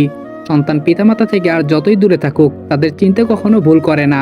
ফোনে কার সাথে যেন কথা বলছে। হঠাৎ করে তিনি ডেকে উঠলেন, এই নীলিমা। ওনার পেছন ঘর থেকে উত্তর আসলো, জি খালা। তিনি বললেন, প্রচুর খিদা লেগে আছে। নীলিমা নামের মেয়েটা বলল, 1 মিনিট, ওটা বোধহয় রান্নাঘর। আমি আর চোখে মিসেস মারজানা বেগমকে লক্ষ্য করছি। ওরে বাবা, উনি এত ব্যস্ত, অপরিচিত একজন বিপরীত পাশে বসে আছে সেটা দেখার সময় নেই। এক সময় গালিব এসে আমার পাশে বসলো। গালিব বলল, 1 মিনিটের ভেতরে খাবার আসতেছে। আমি কিছু বললাম না। হঠাৎ আম্মু ফোন রেখে গালিবকে বলছে, কোথায় থাকিস তুই? সন্ধ্যাবেলা খুঁজলাম, পেলাম না তো। গালিব বলল, একটা জায়গায় গিয়েছিলাম। আম্মু বলল, এটা কে? গালিব বলল, আমার বন্ধু, ক্লাস ডেকোরেশনের লোক। আম্মু বলল, তোরা আবার ওই ক্লাসের বন্ধুও আছে? গালিব আমার মুখের দিকে তাকাচ্ছে। আমার চোখ একদম লাল হয়ে যাচ্ছে। নিজেকে কোনো রকমে কন্ট্রোল করলাম। না, এটা কোনো সাধারণ মহিলা না। আম্মু বলল, যাই হোক, নিয়ে এসেছিস, কি করার? ভবিষ্যতে সাবধান, এটা ভদ্রলোকের বাড়ি। আমি 2 হাত বুকে গুটিয়ে এক দৃষ্টিতে তাকিয়ে আছি। একটা মানুষ এত নিম্নমনের হয় কিভাবে? বুঝেছি, পাপের নদী পানিতে টইটুম্পুর হয়েছে। আঙ্গুলের ইশারায় সেই পাপের নদীতে যদি না চুবিয়েছি, আমার নামও মেঘনা। ভেবেছিলাম ওনার মনে বোধহয় অনুশোচনা জন্মেছে, কিন্তু আমার ধারণা ভুল। আমি কিছু না বলে উঠে দাঁড়ালাম। গালিব বলল, কিরে, উঠে দাঁড়ালি যে? আমি বললাম, সব বাড়ির খাবার এই পেটে হজম হয় না। কিছু কিছু বাড়ির খাবার খাওয়ার আগেই পেট নষ্ট হয়ে যায়। রাগে কটমট করতে করতে গালিবের রুমে এসে শুয়ে পড়লাম। গালিব আসলে তাকে নিয়ে রেস্টুরেন্টে যেতে হবে, কিন্তু মারজানা বেগমের এত লুজ ক্যারেক্টার সেটা ধারণা ছিল না। যখন আব্বুর সামনে সমানে তর্ক নিয়ে কথা বলতো তখন তো বুঝতাম না, তাহলে আব্বুর কোনো দোষ ছিল না? এইমাত্র বুঝলাম গন্ডগোলটা কোথায়। একটু পর গালিব আসলো। চলে আসলি যে? আমি বললাম, তোর কি মনে হয় আমি রাস্তার ছেলে? গালিব বলল, আরে দূর, ফুপির কথাই কিছু মনে করিস না, উনি আগে এমন ছিল না। আমি বললাম, দেখ গালিব, মারজানা বেগমকে আমি ছোট থেকেই চিনি। আজ আমার এই পরিণতির জন্য দায়ী শুধু তিনি। এমন অবস্থায় ফেলবো, দেখবি তারের মতো সোজা হয়ে গেছে। গালিব বলল, শত হলেও তোর আম্মু। আমি বললাম, নেক্সট টাইম আর এই শব্দটা মুখে না নিলে খুশি হব। এখন চল কোনো রেস্টুরেন্টে যাই। গালিব বলল, কেন? আমি বললাম, না খেয়ে থাকবো নাকি? গালিব বলল, আচ্ছা চল। রুম থেকে বের হলাম। একটু দূরে যেতেই প্রথমের সেই মেয়েটার সামনে পড়লো। গালিবকে হাতের ইশারায় কি যেন বলছে। এবার একটু থমকে দাঁড়ালাম। মেয়েটা বোধহয় বোবা। গালিব আমার দিকে বারবার তাকাচ্ছে কেন সঠিক বুঝতে পারলাম না। মেয়েটা বিষণ্ণ মনে চলে গেল। আমি এবার গালিবকে বললাম, কে এটা? গালিব বলল, তরি। মুহূর্তের মাঝে পুরো শরীরে শিহরণ বয়ে গেল। এটা তরি ছিল। নিজের অজান্তেই চোখ দুটো অশ্রুতে ভরে গেল। কোনো রকম নিজেকে শান্ত করলাম। করুণ কণ্ঠে বললাম, তরি বোবা? গালিব বলল, জন্মগত, তুই জানিস না? আমি বললাম, আরে না, যে সময় আব্বু আম্মুর বিচ্ছেদ হয় তখন তরি 4 মাসের শিশু ছিল। গালিব বলল, বলিস কি? এত ছোট বাচ্চা কোলে থাকতে তাদের কিভাবে বিচ্ছেদ হলো? আমি বললাম, ওরা মানুষের কাতারে পড়ে নাকি? একটু আগে কি বললো দেখলি না? গালিব বলল, অবশ্য ঠিক ধরেছিস, ফুপির ব্যবহার একটু উগ্র টাইপের, তবে। আমি বললাম, এই চরিত্রে তবে বলে কোনো শব্দ নেই, আমি ওনাকে আগে থেকেই চিনি। হাঁটতে হাঁটতে বাড়ির বাহিরে চলে আসলাম। গালিব গাড়ি বের করতে গিয়েছে। গেটের সামনে দাঁড়িয়ে আছি। হঠাৎ লক্ষ্য করলাম একটু দূরে মুন্নি নামের মেয়েটা 4-5টা ছেলের সাথে কি যেন পরামর্শ করছে। মুন্নির চেহারায় হতাশা আর ব্যস্ততার ছাপ, তবে কথা বলার ভঙ্গিমা বেশ সন্দেহজনক। আমি গেটের ভিতরে ঢুকে দেওয়ালের এই পাশ দিয়ে গেলাম।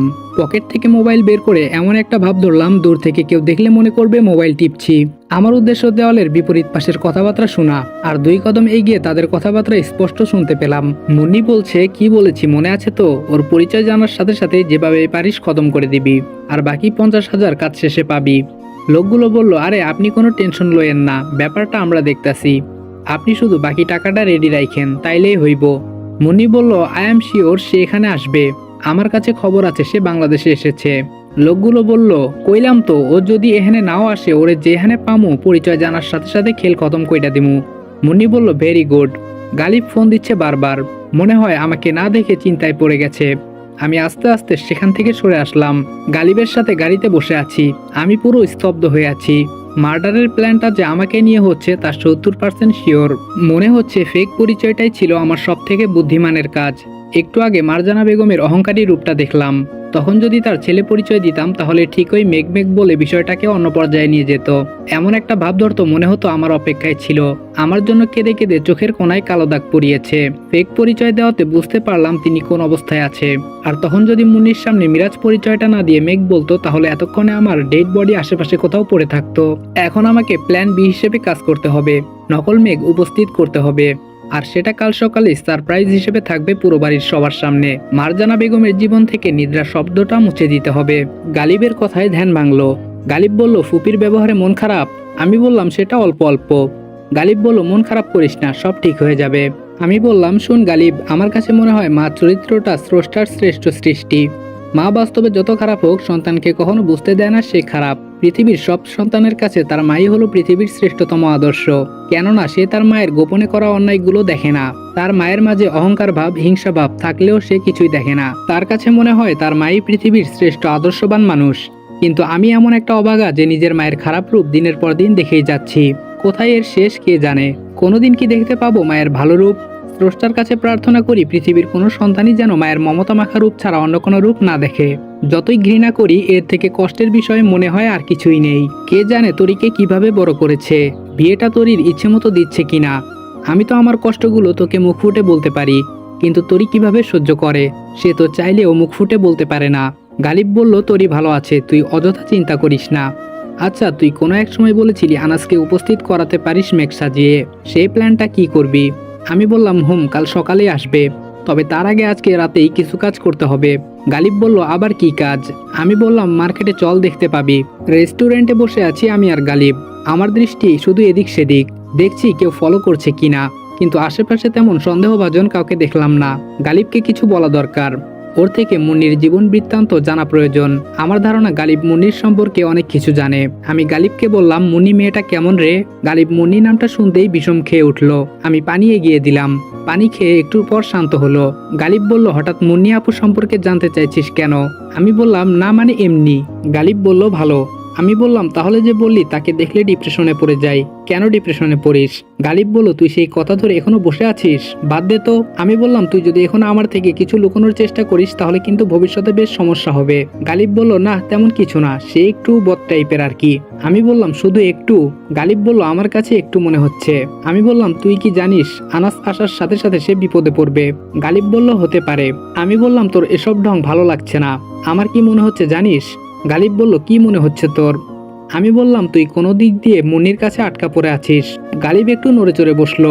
আরে ধুর, আমি মুন্নির কাছে ধরা থাকবো কেন? আমি বললাম, সেটা তুই ভালো জানিস, পরে যদি শুনি কিছু তাহলে তোর খবর আছে। গালিব বলল, তখন দেখা যাবে। গালিব আমার থেকে দিব্যি কথা লুকাচ্ছে, তবে সে সহজে কথা লুকানোর ছেলে নয়। এর পেছনের রহস্যটাও বের করতে হবে, আর মুন্নির ব্যাপারে সব তথ্য আমাকেই বের করতে হবে। মুন্নি কোনো সাধারণ মেয়ে নয়। ট্রাঙ্কুলাইজার, এটা হচ্ছে দ্রুত ঘুমানোর ওষুধ। এটা সাধারণত ছিনতাইকারীরা ব্যবহার করে, খারাপ কাজেই বেশি ব্যবহৃত হয়। পুরো মার্কেট ঘুরে পেলাম না কোথাও, বেশ টেনশনে আছি। এই স্প্রে ছাড়া মিশন সম্পূর্ণ অচল, সব প্ল্যান মাটি হয়ে যাবে। আর এইদিকে গালিবও রহস্য কিছু আমাকে বলছে না, কিন্তু তার ভাবে বোঝা যাচ্ছে সে সব জানে। এখন কি করি, দেখা যাক সকালে কি হয়। গালিব ড্রাইভ করছে, আমি জানালা দিয়ে আনমনে তাকিয়ে আছি। হুট করে মনে হলো বাসের সেই কাজল চোখের মায়াবতীর কথা। এখনো সেই মেয়েটার কথা ভুলিনি, সেটা ভেবেই আশ্চর্য লাগছে। মেয়েটি বাস থেকে নেমে কোন মহাশূন্যে হারিয়েছে কে জানে। খুব করে ইচ্ছে করছে মেয়েটির সাথে আরেকবার দেখা হোক, কিন্তু বিধাতা সহায় না হলে এটা কোনোভাবে সম্ভব না। সেই অদ্ভুত স্পর্শ এখনো মনে সাড়া ফেলে যাচ্ছে। এত চিন্তার মাঝে কিভাবে সে আমার কল্পনায় আসে সেটা ভেবে কুল পাই না। গালিবের কথাই ধ্যান ভাঙলো। গালিব বলল, আমার মনে হয় ফুপির সাথে তোর পাঙ্গা নেওয়া ঠিক হবে না। আমি বললাম, কেন? গালিব বলল সে একজন এমপি। আমি বললাম কেন যে এটা আগে জানতে চাইলাম না, তাহলে এত কষ্ট করতে হয় না। গালিব বলল তোকে আমি কমপক্ষে 50 বার বলতে চেয়েছি, যখনই পরিবার নিয়ে কিছু বলতে যাই ধমক দিয়ে উঠিস। কার এত ঠেকা পড়েছে তোকে বারবার বলতে গিয়ে ধমক খাওয়ার? আমি বললাম অন্তত এটা বলতে পারতি তোরই বোবা। গালিব বলল সেটা বলিনি আমি ইচ্ছে করেই। আমি বললাম কেন? গালিব চুপ হয়ে গেল। গালিবের এসব আচরণ মোটেও ভালো লাগছে না। তোরই বোবা এই নিউজটা কেন সে গোপন রাখবে? এর পিছনে আবার কি কারণ লুকিয়ে আছে? সব থেকে উত্তম কাজ হবে মেজাজ শান্ত রেখে গালিবকে আর এই সম্পর্কে কিছু না বলা, পরে কোনো এক সময় সে নিজেই বলবে। আমি বললাম আচ্ছা গালিব, নদীর ওই পারে যেতে কতক্ষণ সময় লাগবে? গালিব বলল কেন, যাবি সেখানে? আমি বললাম যাব না, তবুও জানতে চাই আর কি। গালিব বলল যাবি নাকি, চল ঘুরে আসি। আমি বললাম না আজকে না, এমনি খুব টায়ার্ড আমি। গালিব বলল ঠিক আছে, বাসায় গিয়ে রেস্ট নে। আমি বললাম আর একটা কথা। গালিব বলল কি? আমি বললাম আমি যে মেঘ সেটা যেন তোরিও না জানে। গালিব বলল ওকে। আমার দিকে বাড়ির অনেকে অদ্ভুত দৃষ্টিতে তাকাচ্ছে, হয়তো গালিবের ফ্রেন্ড হিসেবে আগে কেউ দেখেনি সেই জন্য। গালিব আমাকে রুমে রেখে কোথায় যেন চলে গেল। টায়ার্ড হলেও ঘুম আসছে না। গালিবকে ডাকতে ডাকতে কে যেন গালিবের রুমে আসছে। মহিলার কণ্ঠ শোনা যাচ্ছে, কিন্তু গালিব তো রুমে নেই। একটা গেম খেলা যাক। আমি কম্বল মুড়ি দিয়ে শুয়ে পড়লাম। মহিলাটি বলছে এই গালিব। আমি বললাম হো। সেই মহিলাটি বলল তুই ঘুমাচ্ছিস, আর এইদিকে এলাহি কাণ্ড ঘটে যাচ্ছে। মেঘ নাকি বাংলাদেশে এসেছে, আজকালের ভিতরে এখানে আসতে পারে। এখন আমাদের কি হবে? কি উত্তর দিব সঠিক বুঝতে পারছি না। আমার মনে হয় নীরবে থাকাটাই বেটার। এটা সম্ভবত মেজমামি। মেজমামি বলল জনমের ঘুম ঘুমা, মেঘ আসলে তোরির বিয়েটাও বন্ধ হবে না, ভালো লাগছে না এসব। মেজমামি বকবক করতে করতে চলে গেল। আমি মুখ থেকে কম্বল সরিয়ে নীরব হয়ে আছি। বুঝতে পারছি না কি হচ্ছে, সব কেমন এলোমেলো হয়ে যাচ্ছে।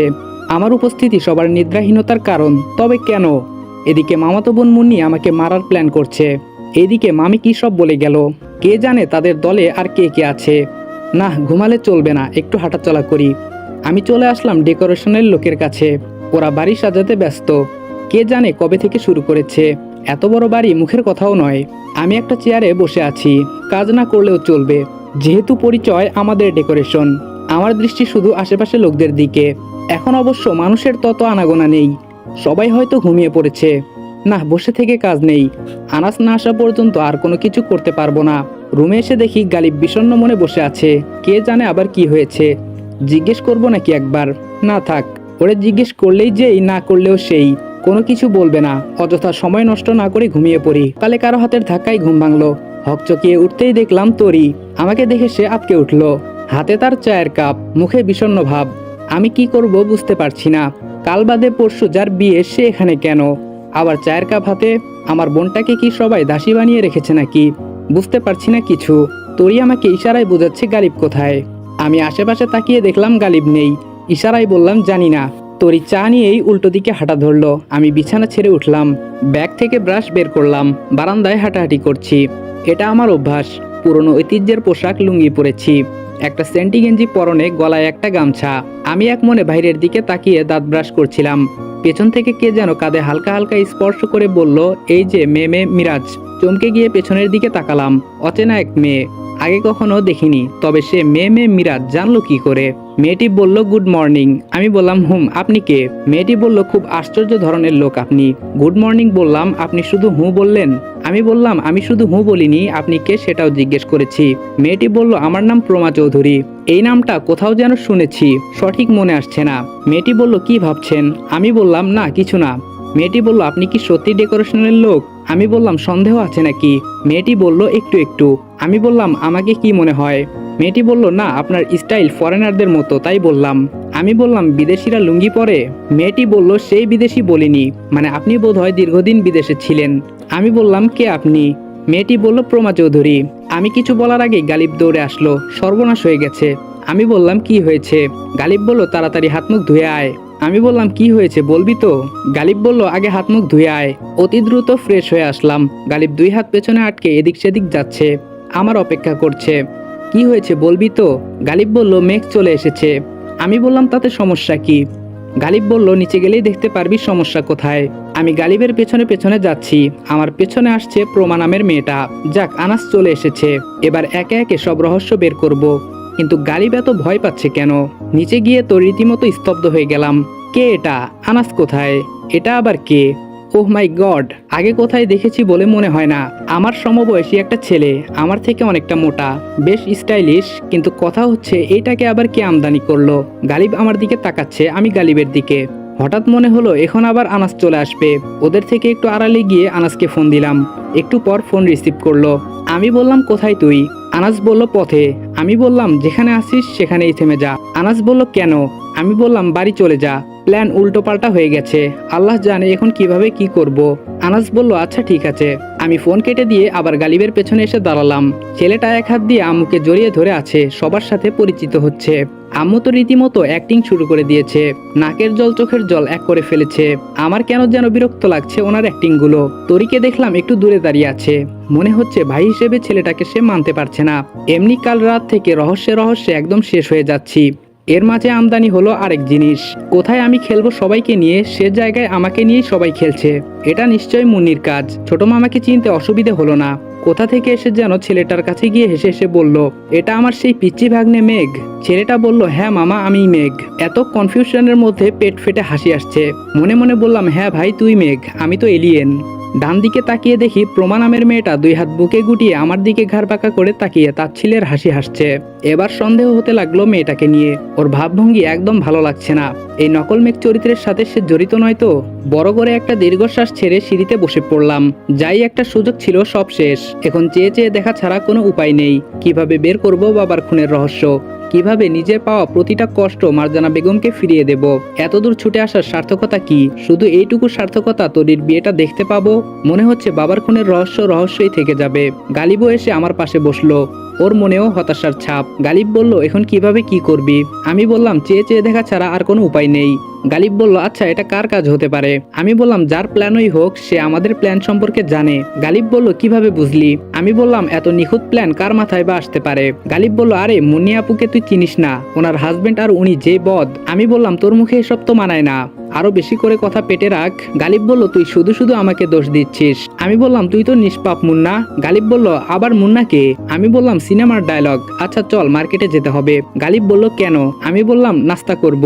গালিব বলল আরে ভাই মার্কেটে যেতে হবে না, সবার সাথে নাস্তা করবি। আমি বললাম এখন কিন্তু মেজাজ গরম হয়ে যাচ্ছে। গালিব বলল আচ্ছা চল। গালিবের রুমে এসে ফ্রেশ হয়ে নিলাম। গালিবটা আবার কোথায় যেন হারিয়ে গেল। আমি তার বিছানায় শুয়ে মোবাইল টিপছি। আবার উদয় হলো সেই প্রমা চৌধুরী। এবার এসেই তো সরাসরি বলল মেঘবাবুকে বেশ চিন্তিত লাগছে। আমি আটকে উঠলাম তার কথা শুনে। আমি বিস্মিত হয়ে মেয়েটার দিকে তাকিয়ে আছি, চেষ্টা করছি চেনা যায় কিনা, কিন্তু না, সে তো অপরিচিত।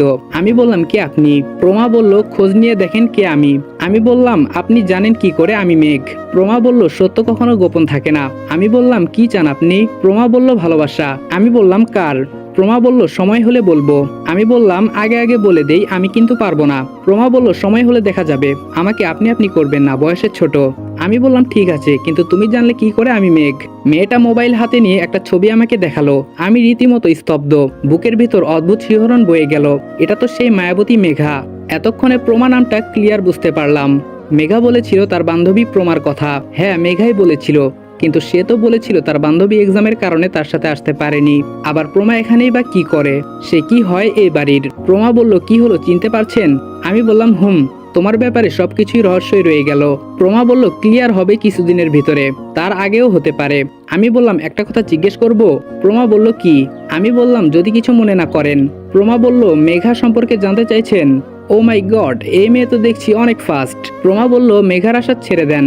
আমি বললাম কেন? প্রমা বলল ওর বিয়ে ঠিক হয়ে আছে। আমি বললাম আমি ওর আশায় বসে আছি, সেটা কে বললো তোমাকে? প্রমা বলল অনুমান করলাম। আমি বললাম ভুল, আমি তার কাছে থেকে টাকা পাই। তুমি যেভাবে পারো মেঘাকে আমার সাথে একটিবার দেখা করার সুযোগ করে দাও। প্রমা বলল ছোটবেলায় খেয়েছি সুজি, একটু হলেও বুঝি, সমস্যা নেই, আমি দেখা করাবো নে, তবে আমার ব্যাপারটা মাথায় রাখতে হবে। আমি বললাম দেখা যাক। প্রমা বলল ঠিক আছে, ভয় পাবেন না মেঘ চৌধুরী, আমি আছি আপনার সাথে, বন্ধু ভাবতে পারেন। আমি বললাম যখন উপকারে আসবে তখন না হয় বন্ধুত্বের হাতটা বাড়াবো। প্রমা বলল অপেক্ষায় রইলাম। মেয়েটাকে নিয়ে রহস্যের শেষ নেই। সে এত কিছু জানে কি করে? যত সময় যাচ্ছে তত রহস্যের সম্মুখীন হচ্ছি। এই রহস্যের শেষ কবে না জানি। এখান থেকে শেষমেশ পাবনার বাস ধরতে হয়। গালিব টিস্যু দিয়ে চোখ মুছতে মুছতে রুমে প্রবেশ করলো। আমাকে দেখে আরো তাড়াতাড়ি চোখের পানি মুছে ফেললো। কাঁদছিলি কেন? গালিব বলল কোথায়? আমি বললাম দেখ গালিব, আমার থেকে কিছু লুকানো হবে তোর সব থেকে বড় বোকামি। গালিব বলল আরে না, তোর থেকে কি লুকাবো? আমি বললাম তোকে নিয়ে আর পারলাম না, আচ্ছা প্রমা মেয়েটাকে। গালিব বলল প্রমা আবার কি করেছে? আমি বললাম না কিছু করেনি, এমনি জিজ্ঞেস করলাম আর কি। গালিব বলল সে তো আমার ছোট বোন। আমি বললাম আপন? গালিব বলল কি সব পাগলের মতো বলছিস, পর হতে যাবে কেন? আমি বললাম ভালো, এখন চল, পেটে আগুন লেগে আছে। গালিব বলল ওয়েট, একটা টি শার্ট পরে নেই। সিঁড়ি দিয়ে নামতেই দেখলাম সবাই বসে নাস্তা করছে। আমি আর গালিব পাশ কাটিয়ে যাওয়ার চেষ্টা করলাম, কিন্তু বড় মামার ডাকে থেমে যেতে হলো। এই গালিব। গালিব বলল জি জেঠু। বড় মামা বললেন সকালে নাস্তা না করে কোথায় যাচ্ছিস? গালিব বলল জেঠু একটু মার্কেটে যাচ্ছি। বড় মামা বললেন কেন, সকাল সকাল এত কিসের জরুরি? গালিব বলল না মানে জেঠু মিরাজ রেস্টুরেন্টে যাবে। ছোট মামা বলল রেস্টুরেন্টে আবার যাবি কেন? গালিব বলল কাকু মিরাজ ব্রেকফাস্ট করবে। মেজাজ খুব খারাপ হতে লাগলো, এত পেঁচানোর কি দরকার, একটা কিছু বলে চলে আসলেই তো হয়। মেজো মামি বলল এখানে ব্রেকফাস্ট করলে কি সমস্যা? গালিব বলল না মানে আম্মু মিরাজ দীর্ঘ অনেক বছর আমেরিকায় ছিল, আমাদের সাধারণ বাঙালি খাবার খেতে সেই ইতস্তবোধ করে। চট করে মুন্নি বলে উঠল কাল তো বলেছিলি ডেকোরেশনের লোক। গালিব বলল আরে ডেকোরেশন তো ওর মামার, আর তাছাড়া আমি ইউএসএ ওর ফ্লাইটে ছিলাম, আবার একই ভার্সিটিতে পড়তাম। গালিবকে হাতে টানছি যাওয়ার জন্য, কিন্তু গালিবের মতলব যে অন্যটা ছিল তা কিছুক্ষণ পরে বুঝতে পারি। মেজো মামি এসে আমার হাত ধরে এক প্রকার জোর করে টেবিলে নিয়ে বসালো, সাথে গালিবও বসলো। বড় মামা গালিবকে শাসাচ্ছে, তুই দিনের দিন গর্দভ হচ্ছিস নাকি? একটা ফরেনার ছেলে আসলো, তুই কারোর সাথে পরিচয় করিয়ে দিলি না, ছেলেটা কিভাবে আছে, কি খায় না খায়। মেজো মামা আমাকে বলল তুমি কিছু মনে করো না, আমার ঘরে একটা বলদ হয়েছে, আরে খেতে পারে না তো খেতে অভ্যাস করতে হবে। আমি বললাম থাক হয়েছে আঙ্কেল, আমি গালিবকে নিষেধ করেছিলাম। এর ফাঁকে গালিব চট করে সুযোগ বুঝে বলে ফেললো জেঠু মিরাজকে কিছুদিন রাখতে চাই, ওর বাবা মা নেই তো, শুধু ওর মামা আছে বাংলাদেশে। বলছিলাম কি আমার সাথে যদি ওর ছুটি পর্যন্ত সময়টা রেখে দিতাম। মেজো মামা বলল আরে এখানে বলা বলির কি আছে গালিব, সে থাকবে এখানে, আমাদের সবার সাথে সময় কাটাবে। ওর নাম যেন কি বললি? গালিব বলল মিরাজ। মেজো মামা বলল ওহ মিরাজ, তুমি যতদিন আছো একদম বাইরের খাবার খাবে না, আমাদের বাড়িতে খাবে। আরে তুমি তো জাতে বাঙালি, দেশের খাবার খেয়ে অভ্যস্ত হও। আমি বললাম দেখা যাক। আমাদের কথার মধ্যে দিয়েই নকল মেঘ বলে উঠল মামা খুব ভালো সিদ্ধান্ত নিয়েছো, আমারও একা একা খুব বোরিং লাগছিল, যাক ফরেনার একটা সঙ্গী পাওয়া গেল। মেজো মামা বলল সমস্যা নেই, গালিব আছে মিরাজ আছে, সব তোর সমবয়সী। গালিবকে এতক্ষণ যাই বলি না কেন এখন বেশ বুদ্ধিমান মনে হচ্ছে, সুযোগ বুঝে এমন একটা কাজ করলো বলার বাহিরে। আমার অবশ্য এই পরিবারে এই পজিশনটা বেশ প্রয়োজন ছিল। ডেকোরেশনের লোক সাজার একটাই উদ্দেশ্য বাড়ির চারপাশ খুঁটিয়ে খুঁটিয়ে দেখা, কেউ কিছু মনে করবে না। 3 দিন যে কোনো সময় যে কোনো জায়গায় যেতে পারবো, কেননা পুরো বাড়িটার আনাচে কানাচে সাজানোর কন্ট্রাক্ট কিন্তু ইতোমধ্যে দেওয়া হয়েছে। কিন্তু আমার সব প্ল্যানে পানি ঢাললো এই মুটকো মেঘ। আচমকা এমন একটা সিচুয়েশনে পড়বো ভাবিনি। আমাকে ভেঙে পড়লে হবে না, সব কিছু আবার ঢেলে সাজাতে হবে, তার জন্য আনাসের শরণাপন্ন হতে হবে। খাবার টেবিলে সবাইকে দেখছি কিন্তু তরিকে দেখছি না। তরি আর এই পরিবারের মাঝে কিছু তো একটা আছে। সবাই আমার বোনকে অবহেলা করছে না তো? মারজানা বেগমের তো নিজের পেটের মেয়ে, তাহলে সে কিছু বলছে না কেন? আবার গতকাল মামি বলেছিল মেঘ আসলে তরির বিয়ে ভেঙে যাবে, এই কথাটা তখন ততটা গুরুত্ব দেইনি, এখন দেখছি সব থেকে এই কথাটা বেশি গুরুত্বপূর্ণ হয়ে দাঁড়িয়েছে। না, আর হাত গুটিয়ে বসে থাকলে চলবে না, কিছু একটা করতে হবে। আমি আর গালিব তার রুমেই বসেছিলাম, হুট করে মারজানা বেগম আসলো সেখানে। আমি আর গালিব অনেকটা থমকে গেলাম, কি বলবে কে জানে। আম্মু বলল গালিব। গালিব বলল জি ফুফু। আম্মু বলল তোরা একটু মেঘের সাথে যা তো। গালিব বলল কোথায়? আম্মু বলল মেঘ নাকি তরির বর দেখতে যাবে, তোরা গেলে ভালো হয়। আমি গালিবকে ইশারায় বললাম রাজি হওয়ার জন্য। গালিব বলল আপনি চিন্তা করবেন না, আমরা যাব। আম্মু বলল ঠিক আছে, রেডি হয়ে নিচে আসো। মারজানা বেগম চলে গেল। আচ্ছা গালিব, তরির হবু বর দেখতে কেমন রে? গালিব বলল এটা আর আমাকে বলিস না। আমি বললাম কেন? গালিব বলল সেখানে গেলেই দেখতে পাবি। আমি বললাম আমার কেমন যেন লাগছে রে, মনে হচ্ছে তোরই ভালো নেই। গালিব বলল 2 দিন থাক তাহলেই বুঝতে পারবি। আমি বললাম শুন গালিব, এমপি মন্ত্রী গুনার টাইম নাই আমার, আমি কেমন ছেলে তুই ভালো করেই জানিস। আমি যদি দেখি আমার বোনের একটু কষ্ট, পুরো বাড়িতে আগুন লাগিয়ে দিব, কে বাঁচলো কে মরলো সেটাও দেখবো না, মৃত্যুর পরোয়া আমার নেই। গালিব বলল মাথা ঠান্ডা রাখ, উত্তেজিত হয়ে কিছু করা যায় না। আমি বললাম মাঝে মাঝে মন চায় তোকেও ইচ্ছে মতো পিটাই, তুই সব কথা আমার থেকে গোপন রেখেছিস। গালিব বলল আমি তো আর সাদে গোপন রাখিনি, কোনো অদৃশ্য শিকলে আমার হাত পা বাঁধা। আমি বললাম আমার কাছে বললে সমস্যা কি? গালিব বলল আচ্ছা বাদ দে, চল নিচে চল। আমি বললাম ওয়েট, আচ্ছা নকল মেঘটাকে কে নিয়ে আসলো বলতো? গালিব বলল সেটা তো আমি ভাবছি, সম্ভবত মুন্নির কাজ। আমি বললাম কিন্তু সে কেন নকল মেঘকে নিয়ে আসবে? গালিব বলল জাস্ট অল্প কিছুদিন এখানে থাকলে সব নিজেই জানতে পারবি। আমি বললাম অপেক্ষায় রইলাম। নিচে নামতে প্রমা এসে বলল মেঘা নাকি আমার সাথে দেখা করার জন্য রাজি হয়েছে। প্রমার থেকে মেঘার ফোন নাম্বার নিলাম। এখন অবশ্য নিজের ভেতরে কেমন কেমন অনুভূতি হচ্ছে। এই অনুভূতির কথা শুধু ছেলেরা বলতে পারবে। আমার অবশ্য এমন অনুভূতি প্রকাশের সুযোগ হয়েছিল। যাই হোক, সেটা অন্যদিন সবার সাথে শেয়ার করব। এখন গল্পে যাওয়া যাক। প্রেমে পড়লে পৃথিবীর সব মানুষের মাঝে কিছু পরিবর্তন আসে। আমার মাঝেও কিছু অদ্ভুত পরিবর্তন লক্ষ্য করলাম। তবে কি আমিও সেই শ্যামবর্ণ বহুরূপী মায়াবিনীর মায়ার জালে ফেসে গেলাম? মুহূর্তেই মনে হতাশা সৃষ্টি হলো। প্রমা বলেছিল মেঘার বিয়ে ঠিক হয়ে আছে। কি অদ্ভুত, আমি সেটা জেনেও মেঘার প্রতি মায়ার অনুভূতি সৃষ্টি করছি। আর আমি একদিক দিয়ে একতরফা ভাবছি কেন? মেঘাও যে আমাকে নিয়ে ভাবে। মেঘার মনেও তো আমার প্রতি অনুভূতি সৃষ্টি হওয়া চাই। কত বোকা হচ্ছি দিনের দিন। মেঘার ফোন নাম্বারটার দিকে অনেকক্ষণ ধরে তাকিয়ে আছি। ফোন দিতে সাহস পাচ্ছি না। কি না কি ভাবে, তাই SMS দিলাম। হাই লিখে বসে আছি অনেকক্ষণ যাবৎ, কোনো রিপ্লাই নেই। গালিবার মুটকো রেডি হচ্ছে। আমি সোফায় বসে মেসেজের রিপ্লাইয়ের অপেক্ষা করছি। একটা সময় মনে হলো রিপ্লাই বুঝি আর পাবো না, তবুও আশা ছাড়িনি। হঠাৎ নোটিফিকেশন বেজে উঠলো। মেঘা রিপ্লাই দিয়েছে। কে আপনি? রিপ্লাই দিলাম পাওনাদার। মেঘা বলল, ওহ আপনি সেই কিপটে লোকটা। আমি বললাম নিজের টাকা চাচ্ছি, এখানে কিপটেমির কি দেখলেন? মেঘা বলল, বারে 500 টাকারই না একটা মামলা, এর জন্য আপনার ঘুম আসছে না? আমি বললাম 500 টাকা নয়, 5000 হয়েছে এখন। মেঘা বলল, কি? আমি বললাম আপনি যেখানেই থাকুন না কেন অতি তাড়াতাড়ি আমার টাকা নিয়ে আমার সামনে হাজির হওয়ার জন্য বিশেষভাবে অনুরোধ জানানো যাচ্ছে। মেঘা বলল, বুঝেছি, টাকার জন্য আপনার খাওয়া দাওয়া বন্ধ হয়ে আছে। কোথায় দেখা করবেন? আমি বললাম আপনি বলেন কোথায় আসতে হবে। মেঘা একটা ঠিকানা দিল। আমি বললাম কখন আসবো? মেঘা বলল আধা ঘন্টার ভিতরে। আমি বললাম ওকে। মনে মনে লাড্ডু ফুটছে, মেয়েটাকে আবার দেখতে পাবো, হোক না সে পরের। প্রিয় মানুষকে দেখার মাঝেই অধিক আনন্দ। গালিব ড্রাইভ করছে, আমি তার পাশে, আর মুটকো পেছনে। ইচ্ছে করছে স্টিয়ারিংটা খুলে মাথায় বাড়ি দেই। এমনভাবে অভিনয় করছে আমার কাছে এখন আমাকেই সন্দেহ লাগছে। আমি মেঘ না সে মেঘ। এখন উলট পালট কিছু জিজ্ঞেস করাও যাবে না, তাহলে মারজানা বেগম আমার অবস্থা বেহাল করে ছাড়বে। গালিবকে মেঘার দেওয়া ঠিকানা দেখালাম। আমি বললাম এই ঠিকানায় ইমার্জেন্সি ভাবে নিয়ে চল। গালিব বলল, কেন? আমি বললাম একজন আসছে দেখা করবে। পেছন থেকে মুটকো বলল, ব্রো ডেটে যাবে গার্লফ্রেন্ডের সাথে? আমি বললাম মুটকো বলল, ওকে নো প্রবলেম, আমরাও আছি তোমার সাথে। মুটকোকে কিছু বলার মতো ইচ্ছে এখন নেই। অযথা মুড নষ্ট করতে চাই না। মুটকোর কথার রিপ্লাই না দিয়ে তাকে থামানো গেলেও গালিবকে কে থামাবে? বেস্ট ফ্রেন্ড থাকলে যা হয় আর কি। কি সব উদ্ভট কথা বলছে, একদম হানিমুন পর্যন্ত চলে গেছে সে। নদীর পাড়ে বেশ মনমুগ্ধকর একটা পরিবেশ। এদিক দিয়ে বয়ে গেছে নদীর ছোট্ট একটি শাখা।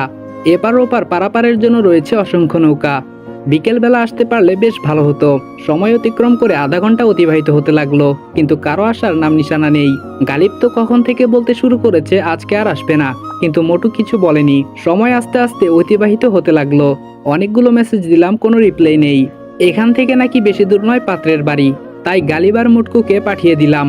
আমি গালিবের সাথে আবার বিকেলে এসে দেখে যাব বরকে। কি ভেবে যেন 2 ঘন্টা বসেছিলাম জানি না, কিন্তু মেঘার না আসার কারণটা বুঝতে পারছি না। ফোন দিলে আবার কে না কে ধরে বসে সেটা ভেবে আর ফোনও দিলাম না। মেঘার প্রতি ভ্রান্ত ধারণা সৃষ্টি হওয়ার আগেই উঠে দাঁড়ালাম, কেননা প্রিয় মানুষের প্রতি কখনো ভ্রান্ত ধারণা তৈরি করতে নেই। যত সম্ভব তার ভুল ত্রুটি কোনো কারণ ভেবে সেটা ভুলে যাওয়া ভালো। হয়তো মেঘা কোনো কাজে আটকে গেছে, এই জন্যই আসতে পারেনি। তবে প্রশ্ন একটা মনের কোণে রয়েই যায়, অন্তত মেসেজ দিয়ে বলতে পারতো ব্যস্ত আছি। গালিবকে ফোন দিলাম আমাকে এসে নিয়ে যাওয়ার জন্য। হ্যাবুবর দেখে মাথা গরম হয়ে গেল। এটা ছেলেপক্ষের বাড়ি দেখে কোনো রকম দাঁতে দাঁত চেপে রাগ কন্ট্রোল করার চেষ্টা করছি। রাগে শরীর কাঁপছে। গালিব চুপ হয়ে আছে। ছেলেটা হলো অটিস্টিক, মানে তার এখনো মানসিক বিকাশ হয়নি। ছোট বাচ্চাদের মতো আচরণ করে। বুঝেছি, ছেলের বাবার টাকা পয়সা দেখে মারজানা বেগম বিয়েটা ঠিক করেছে। এমনিতেই তোরই বাক প্রতিবন্ধী, আবার একটা মানসিক রোগীর সাথে বিয়ে হচ্ছে। এই সংসার তো 1 মিনিটেও সুখী হবে না। আমি আর গালিব হতাশ হলেও মোটকুসে দিব্যি বলে যাচ্ছে, গালিব পাত্র কিন্তু ফার্স্ট ক্লাস, আমার হেভি ভালো লেগেছে। ইচ্ছে করছিল ওর মুখ বরাবর শরবতের গ্লাসটা ছুঁড়ে মারি।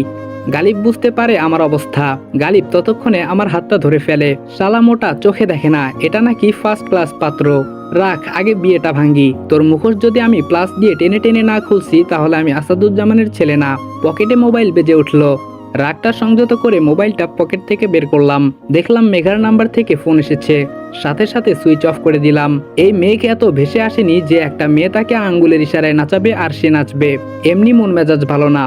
ভর দুপুর বেলা শুয়ে আছি গালিবের রুমে। তোরির চিন্তায় মাথা নষ্ট হবার জোগাড়। কিভাবে বিয়েটা আটকানো যায় সেটাই ভাবছি। এখন সব প্ল্যান বাদ দিয়ে হলেও তরির বিয়েটা আটকানোর চিন্তা করতে হবে। তরির প্রতি এমন ভিন্ন আচরণের জন্য বাড়ির প্রতিটা সদস্যকে কঠিন জবাব দিতে হবে। চিন্তা করতে করতে এক সময় চোখ দুটি লেগে আসলো। হারিয়ে গেলাম গভীর ঘুমে। শ্রাবণের মেঘাচ্ছন্ন বিকেল, মেঘা ছাদে বসে বৃষ্টির অপেক্ষা করছে। আমি গেটের দরজার পাশে দেয়ালটায় হেলান দিয়ে ওর রূপের মাধুর্যে হারিয়ে যাচ্ছি। হঠাৎ শুরু হলো মুষলধারে বৃষ্টি। মেঘার মুখে অট্ট হাসি, চোখ বুজে দুহাত প্রসারিত করে বৃষ্টির পানির স্পর্শ অনুভব করছে। ওর লম্বা চুলগুলো ভিজে একদম একাকার। নিজেকে ধরে রাখতে পারিনি। হাঁটি হাঁটি পা পা করে গিয়ে মেঘাকে পিছন থেকে জড়িয়ে ধরলাম। আমার স্পর্শ পেয়ে মেঘা আমাকে ছাড়িয়ে লজ্জায় দৌড় দিল। বাড়ির ছাদ ছিল পুরনো, দেয়াল ছিল ভাঙা, এক পাশের অংশ বিলীন হয়েছে বহু আগে। মেঘা নিজেকে সামলাতে পারেনি, শ্যাওলাতে পিচ্ছিল খেয়ে একদম ছাদ থেকে পড়ে গেল। আমি মেঘা বলে চিৎকার মেরে লাফ দিয়ে ঘুম থেকে উঠলাম। পুরো শরীর এখনো কাঁপছে। মনে হচ্ছে এটা বুঝি বাস্তবে এখনই ঘটলো আমার সাথে। আশেপাশে তাকিয়ে দেখি কেউ নেই। যাক, কেউ তাহলে টের পায়নি, কিন্তু স্বপ্নের ব্যাখ্যাটা বুঝতে পারছি না। মেঘার সাথে তো তেমন কিছু হয়নি আমার, তাহলে এমন স্বপ্ন কেন দেখলাম? অবশ্য বিজ্ঞান বলে এগুলো সব মস্তিষ্কের কাজ, তবে এই স্বপ্নটা মস্তিষ্কের কাজ ভাবাটা আমার হবে সব থেকে বড় বোকামি। নিশ্চয়ই এর দ্বারা আমাকে কোনো ইঙ্গিত প্রদান করা হয়েছে। এর উত্তর শুধু আনাস দিতে পারবে। ফ্রেশ হয়ে এসে আনাসকে ফোন দিলাম, কিন্তু ফোন উঠাচ্ছে না। ঘড়ির দিকে তাকিয়ে দেখি আসরের নামাজের সময় হয়ে গেছে। নিশ্চয়ই আনাস মসজিদে আছে। পরে দেখি ট্রাই করে রুম থেকে বের হয়ে বাহিরে চলে আসলাম। স্বপ্নটা দেখার পর থেকে নিজের মনের মাঝে কেমন অস্থিরতা কাজ করছে। হঠাৎ মোবাইলের নেটওয়ার্ক ডিস্টার্ব দেওয়া শুরু করলো। 3G নেট সঠিকভাবে পাচ্ছে না। এদিকে আনাসের থেকে স্বপ্নটার ব্যাখ্যা জানার জন্য মনটা কেমন ব্যাকুল হয়ে আছে। মোবাইলের নেটওয়ার্ক খুঁজতে খুঁজতে এসে পড়লাম বাড়ির দক্ষিণ দিকের দেয়ালে। অনেক সুন্দর সুন্দর বৃক্ষরোপণ করা। গাছগুলোর দূরত্ব বেশি না হয় জায়গাটা একটু ঝোপঝাড়ের মতো লাগছে। একটু দূরে দেখলাম মারজানা বেগম ফোনে কার সাথে যেন কথা বলছে। কথাগুলো শোনা আমার জরুরি। প্রতিটা জিনিস আমাকে খুঁটিয়ে দেখতে হবে। হাল ছাড়লে চলবে না। জবা ফুল গাছটার আড়ালে যাওয়া যাক। অনেকটা জায়গায় আচ্ছন্ন, সাইজে বেশ বড়। গুটি গুটি পায়ে এগিয়ে গেলাম ঝোপের আড়ালে। শুধুমাত্র এইটুকু কথা শুনলাম, আমার ছেলেকে পেয়েছি, এটাই আমার কাছে যথেষ্ট। সে যা বলবে তাই হবে। নেক্সট টাইম আর এই বিষয় নিয়ে কোনো প্রকার কন্ট্যাক্ট করবেন না আমার সাথে। মারজানা বেগম চলে গেল। আমি ঝোপ থেকে বের হয়ে আসলাম। এখানেও রহস্য। কি হতে পারে বিষয়টা বোঝার চেষ্টা করছি। মোবাইল বেজে উঠল। আনাস ফোন দিচ্ছে। ফোনটা রিসিভ করলাম। হ্যালো। আনাস বলল, কেমন আছিস? আমি বললাম ভালো, কোথায় ছিলি এতক্ষণ? আনাস বলল, আরে বলিস না, একজন পেশেন্ট এসেছিল। কি সব উদ্ভট কথা বলে। তার মাঝে নাকি মমির আত্মা প্রবেশ করেছে। আবার সে প্রাচীন মিশরীয় ভাষায় কথা বলছে মাঝে মাঝে। আমি বললাম সত্যি তো হতে পারে, প্রাচীন মিশরীয় ভাষা সহজ নয়।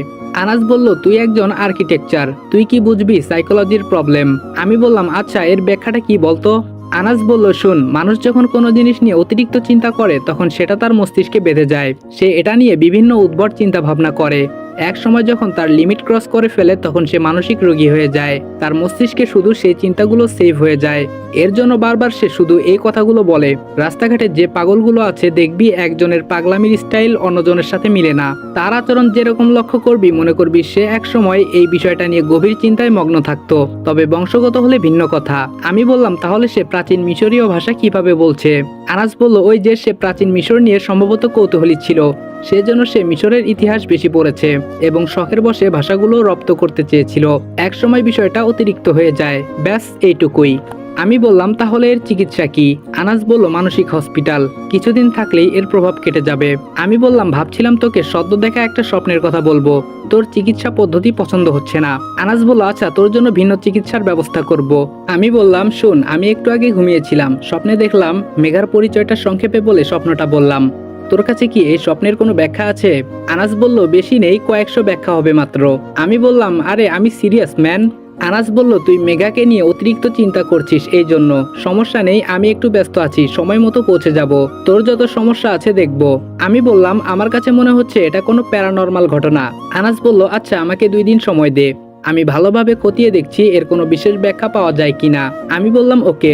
গালিবের সাথে উঠোনে একটা সাইডে বসে আছি। একটা উপায় মাথায় ঘুরপাক খাচ্ছে। আমি গালিবকে ডাক দিলাম। গালিব বলল, আমি বললাম, তোর ফুপির পার্সোনাল কোনো অ্যাসিস্ট্যান্ট নেই? গালিব বলল, আছে তো, দেখিস না ফুপির পিছনে প্রায় সময় দুজন ঘোরে। আমি বললাম, 2 বছর আগে কি তারাই ছিল? গালিব বলল, না, একজন প্রাপ্তবয়স্ক মহিলা ছিল আর একজন পুরুষ ছিল। আচমকা একদিনেই দুজনকে ফুপি চাকরি থেকে বহিষ্কার করে দেয়। আমি বললাম, কত বছর আগে? গালিব বলল 2 বছর। আমি বললাম মানে আব্বুর মৃত্যু 2 বছর আগেই হয়েছিল, মনে করে দেখতো আব্বুর মৃত্যুর পর চাকরি থেকে তাদের বহিষ্কার করেছে নাকি মৃত্যুর আগে। গালিব বলল সম্ভবত ফুপার মৃত্যুর পর। আমি বললাম আচ্ছা তাদের কাজটা কি ছিল? গালিব বলল মহিলাটা সবসময় ফুপির সব কর্মকাণ্ডের নোট করত। মনে কর আজকে কোথায় যাবে, 3 দিন পর এই সময়ে তার কাজ কি, কোথায় কোন দিন কোন সময় ফুপির কি কাজ সেগুলো লিপিবদ্ধ করত। আমি বললাম পেয়েছি। গালিব বলল কি পেয়েছিস? আমি বললাম সময় হলে বুঝবি। আচ্ছা তুই কি সেই মহিলা বা পুরুষের বাড়ির ঠিকানা জানিস? গালিব বলল সঠিক মনে আসছে না। ও হ্যাঁ, একদিন মহিলাটির বাড়িতে কি জরুরি কাজ পড়ে, ফুপি আমাকে বলে তার বাসায় পৌঁছে দিতে। আমি বললাম ঠিকানা মনে আছে? গালিব বলল হুম একটু একটু। আমি বললাম আনাস আসা পর্যন্ত অপেক্ষা করতে হবে। গালিব বলল আমার কেমন যেন সন্দেহ হচ্ছে। আমি বললাম কিসের? গালিব বলল চাকরি থেকে বহিষ্কারের পর সেই লোকটাকেও আর কোনোদিন দেখিনি, আর মহিলাটাকেও না। আমি বললাম এটাতে বিরাট সমস্যা। আচ্ছা আনাসকে বললে কোনো না কোনো উপায় নিশ্চয়ই বের করবে। গালিব বলল কিসের উপায়? আমি বললাম তোকে জানিয়ে কাজ নেই, তোর উপরও আমার বিশ্বাস নেই। গালিব বলল এতক্ষণে মনে হলো আমার উপর বিশ্বাস নেই তোর? আমি বললাম হুম, তুই শুধু আমাদের সাথে থাকবি, তোর এত কিছু জেনে কাজ নেই। গালিব বলল ওকে। একটু পরে গালিব আমাকে ডাক দিল। আমি বললাম আবার কি? গালিব বলল দেখ প্রমার সাথে কে এটা। মেঘাকে দেখে অনেকটা থমকে গেলাম। এদিকে আসছে। গালিব চল। গালিব বলল মনে হচ্ছে ওরা এদিকে আসছে, বিশেষ কিছু বলবে হয়তো। আমি বললাম আরে প্রমার সাথে মেয়েটাই আমাকে 2 ঘন্টা বসিয়ে রেখেছিল। গালিব বলল এটাই কি সেই মেয়েটা? আমি বললাম হুম। গালিব বলল তুই বেশ অদ্ভুত রে। আমি বললাম কেন? গালিব বলল ভার্সিটিতে যখন এলিসা তোর পিছনে পিছনে ঘুরতো তুই পাত্তাই দিতি না, পুরো ক্যাম্পাস জুড়ে সে ছিল ক্রাশ আইকন, আর তুই এখানে এসে একটা শ্যামলা মেয়েকে পছন্দ করে বসলি। আমি বললাম শোন, এলিসা ছিল ইন্ডিয়ান গার্ল, ধর্ম ছিল শিখ, মনে ছিল হিংসা, আর আমার মন মেজাজ কেমন তুই ভালো করেই বুঝিস। গালিব বলল তাহলে এই মেয়ের বেলায় তোর আগের আচরণ কোথায় হারায়? আমি বললাম এত প্রশ্ন করিস না, তুই কি এলিসার এজেন্ট নাকি? গালিব বলল তোর কাছে তো এটাই মনে হবে। আমাদের কথার মধ্য দিয়েই দুজনে সে উপস্থিত হলো। আমি মেঘাকে দেখে উঠে দাঁড়ালাম, প্রচন্ড রাগ ওর প্রতি। গালিব হালকা কাশি দিয়ে বলল এই প্রমা, তোর সাথে কিছু কথা আছে, একটু অন্যদিকে চল। আমি হাত গুটিয়ে মেঘার বিপরীতমুখী হয়ে দাঁড়িয়ে আছি। মেঘা বলল হিসেবে টাকা আপনার কাছ থেকে পাই। আমি বললাম কিভাবে? মেঘা বলল এই যে 5,000 টাকা। আমি বললাম ওয়েট, 5,000 না 7,000। মেঘা বলল আবার বেড়েছে। আচ্ছা যাই হোক, 500 টাকার আপনি টিকিট কেটেছেন, টাকাটা তো আমার দেওয়ার কথা ছিল তাই না? আমি বললাম হুম। মেঘা বলল টাকাটা আপনি দিয়েছেন, সো এখন আপনাকে ওই টাকাটা আমি দিতে হবে। ধরতে গেলে ওই 500 টাকা তো আমার তাই না, যেহেতু আপনাকে আমি এখন পরিশোধ করব। আমি বললাম হুম। মেঘা বলল এখন একটা ছোট্ট হিসাব আমাকে দিন, ওই 500 টাকা কতদিন আপনার পকেটে ছিল? যতদিন ছিল প্রতি 6 ঘন্টায় 100 টাকা সুদ ধরে, এবং এর চক্রবৃদ্ধি সহ কত হয়েছে হিসেব করে দেখেন। আপনি আমার থেকে টাকা পান নাকি আমি পাই? ধপাস করে চেয়ারে বসে পড়লাম। হিটলার আবিবি জিন্দা হ্যাঁ। আমি বললাম এই হিসাব কে শিখিয়েছে? মেঘা বলল বিজনেস স্টাডি শাখার স্টুডেন্ট। আমি বললাম কমার্সের স্টুডেন্টের একটাই কাজ, মানুষের পকেটের টাকা সারা জীবন হিসাব করা। আমার টাকা আমার কাছ থেকে সুদ, ভাবা যায় এগুলা? মেঘা বলল হুম, হিসেব আরো বাকি আছে। মেঘ থেকে যে মিরাজ হয়েছেন আকিকা দিয়ে নাম পরিবর্তন করেছেন। আমি বললাম প্রমা তোমাকে বলে ফেলেছে? মেঘা বলল বান্ধবী বলে কথা। আমি বললাম সেদিন মিথ্যা বললেন কেন? মেঘা বলল কিসের? আমি বললাম আচ্ছা এই হিসাবটা পরে করব, সকালবেলায় এত বড় ধোকাটা দিলে কেন? মেঘার মুখে বিষণ্ণ ছাপ তৈরি হলো। নরম সুরে বলল হবু শ্বশুর বাড়ি থেকে লোক এসেছিল, ব্যস্ত ছিলাম। কথাটা বড্ড যাতনা দিল আমাকে, কেন যেন এই কথাটা মেনে নিতে পারছি না। মেঘার মুখের অবস্থা দেখে বোঝা যাচ্ছে সে বোধহয় এখনই কেঁদে দিবে, কিন্তু কেন? মেঘাও কি তার বিয়েতে রাজি না? হতাশ মনে বললাম আগে বললেই পারতে। মেঘা বলল আমি কি জানি নাকি, হুট করে চলে এসেছে। আমি বললাম একটা অদ্ভুত জিনিস লক্ষ্য করেছো? মেঘা বলল কি? আমি বললাম কখন যে আপনি থেকে তুমি বলে ফেলেছি তোমায় খেয়ালই করিনি। মেঘা বলল তুমি করেই বলেন। আচ্ছা চলেন আমার সাথে। আমি বললাম কোথায়? মেঘা বলল যেদিকে দু চোখ যায়। আমি বললাম মানে? মেঘা বলল জাস্ট ফান, আপনার টাকা পরিশোধ করব, হাতে এত টাকা নেই, কারো কাছ থেকে ধার নিয়ে দিতে হবে। আমি বললাম জমা থাকুক, যখন প্রয়োজন হবে চেয়ে নিব। মেঘা বলল আমি বলছি না আমি কারো পাওনা অপূর্ণ রাখি না। আমি বললাম তাহলে সেদিন বাসে দাওনি কেন, আবার চোরের মতোই বা পালিয়ে গেলে কেন?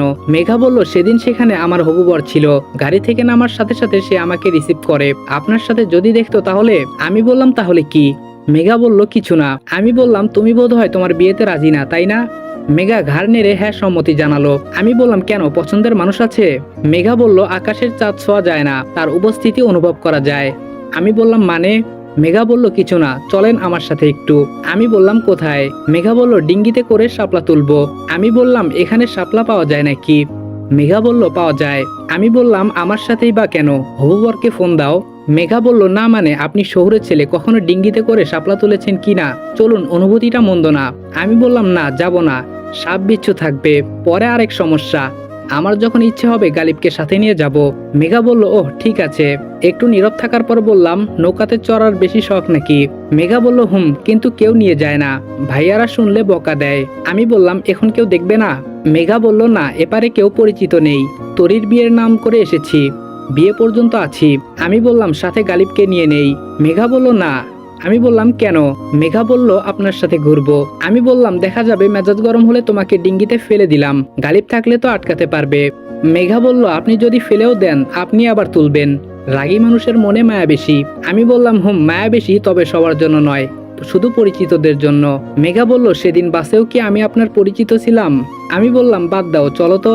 মেঘা বলল ওয়েট, আমি বোরকা চেঞ্জ করে আসি। আমি বললাম কেন? মেঘা বলল ঘুরতে যাব, একটু প্রকৃতির নিবিড় স্পর্শ অনুভব করব না?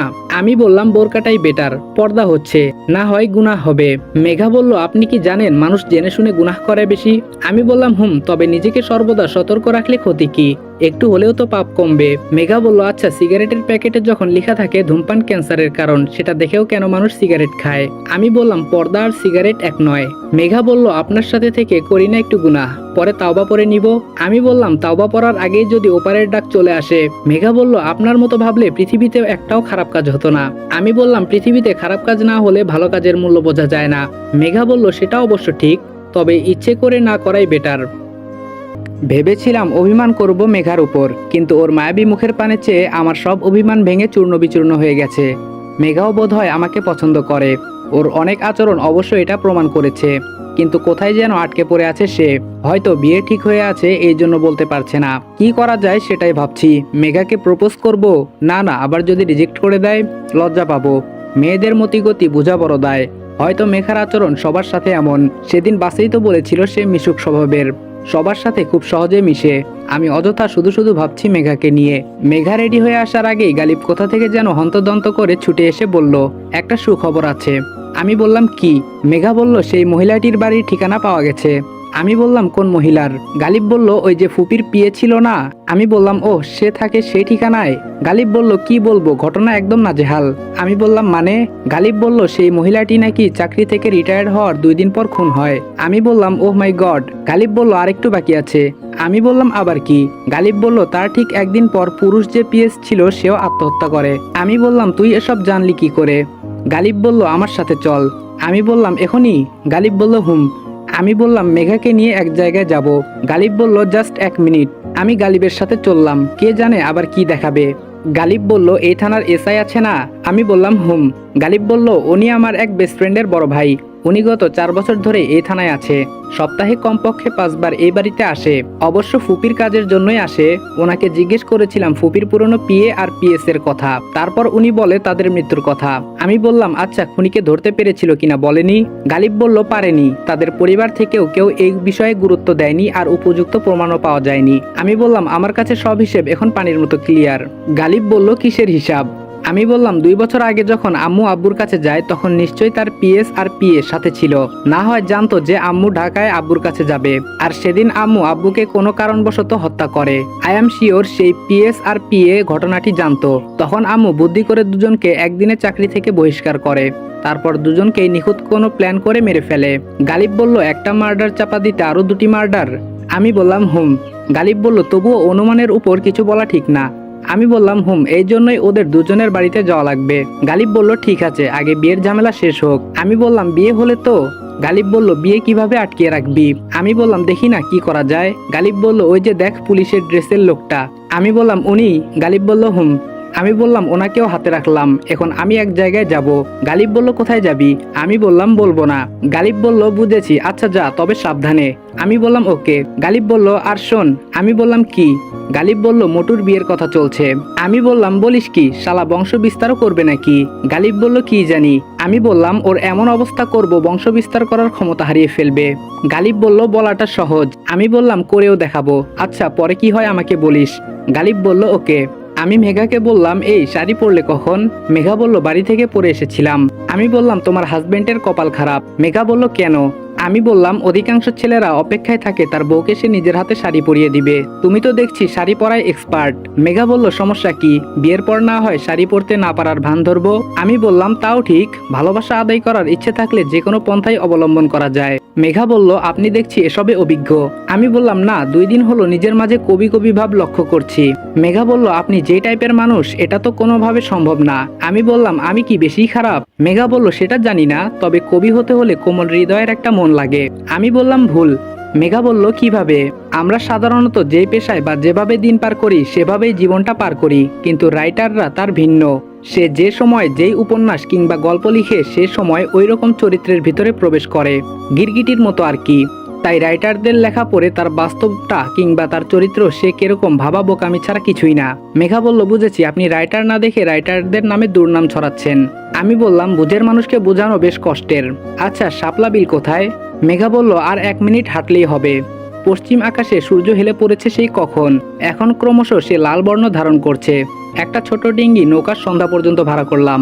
মেঘা বিপরীত পাশে বসে বিলের পানি স্পর্শ করছে আর মুচকি হাসছে। সূর্যের রক্তিম আলো সরাসরি মায়াবতীর মুখে পড়ছে, তাতে যেন মেঘার মুখের মায়া 1000 গুণ বৃদ্ধি পেয়ে তার রূপে এনেছে এক অন্যরকম সৌন্দর্য।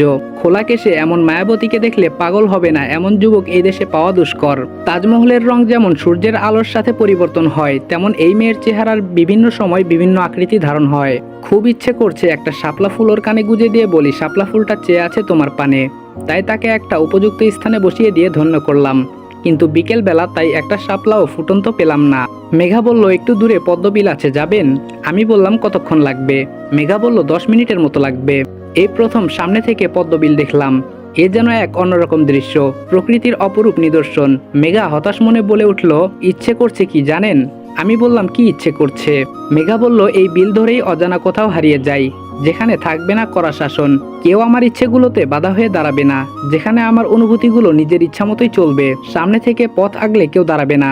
আমি বললাম, ইচ্ছে থাকলে সংসারে থেকেও নিজের স্বপ্নগুলো পূরণ করা যায়। মেঘা বলল, কিভাবে? আমি বললাম, কল্পনায়। মেঘা বলল, বড়ই হাস্যকর, আমার বাস্তব চাই। আমি বললাম, তোমার হবু বর কি করে? মেঘা বলল, ওই বেটা বুইরা কি করে কে জানে। আমি বললাম, কি, উনি বৃদ্ধ? মেঘা বলল, বয়স 40+ তো হবেই। আমি বললাম, বয়স্ক লোকেরা কিন্তু বউ আদর করে বেশি, মধ্যপ্রাচ্যের দেশগুলোতে কিন্তু বৃদ্ধরাই বেশি বিয়ে করে, তাও আবার কুমারী মেয়ে। মেঘা বলল, এই যে মিস্টার, আমি এখন মধ্যপ্রাচ্যে নেই, বাংলাদেশে আছি, কি জানি আমার ভবিষ্যৎ কি। আমি বললাম, আচ্ছা, তোমার পছন্দের মানুষটার কথা বললে না? মেঘা বলল, বলেছি তো, সে আমার কাছে আকাশের চাঁদ, দেখেই যাই, শুধু স্পর্শ করার ক্ষমতা পাই না। আমি বললাম, আচ্ছা, তোমার আকাশের চাঁদকে না হয় তুমি স্পর্শ করতে পারছো না, আমার আকাশের চাঁদকে কি আমি স্পর্শ করতে পারি? মেঘা বলল, আপনি ভালো জানেন, সেটা আপনার সম্পূর্ণ ব্যক্তিগত। আমি বললাম, ওহ তাই, তুমি কিন্তু কিছু বলতে পারবে না। মেঘা বলল, আপনার আকাশের চাঁদ, আমি কিছু বলবো কোন দুঃখে? আমি বললাম, শিওর। মেঘা বলল, হুম।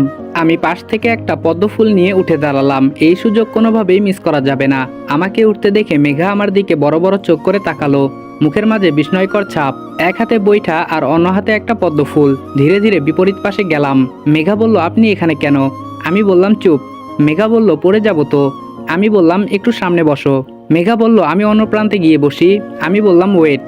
আমি মেঘার পেছনে গিয়ে বসলাম। মেঘা একটু অন্যদিকে ঘুরে তাকাতেই আমি তার কানের কাছের চুলগুলো সরিয়ে পদ্মফুলটা গেঁথে দিলাম। আমার স্পর্শে মেঘা কেঁপে উঠল, থমকে গিয়ে পেছনে তাকালো।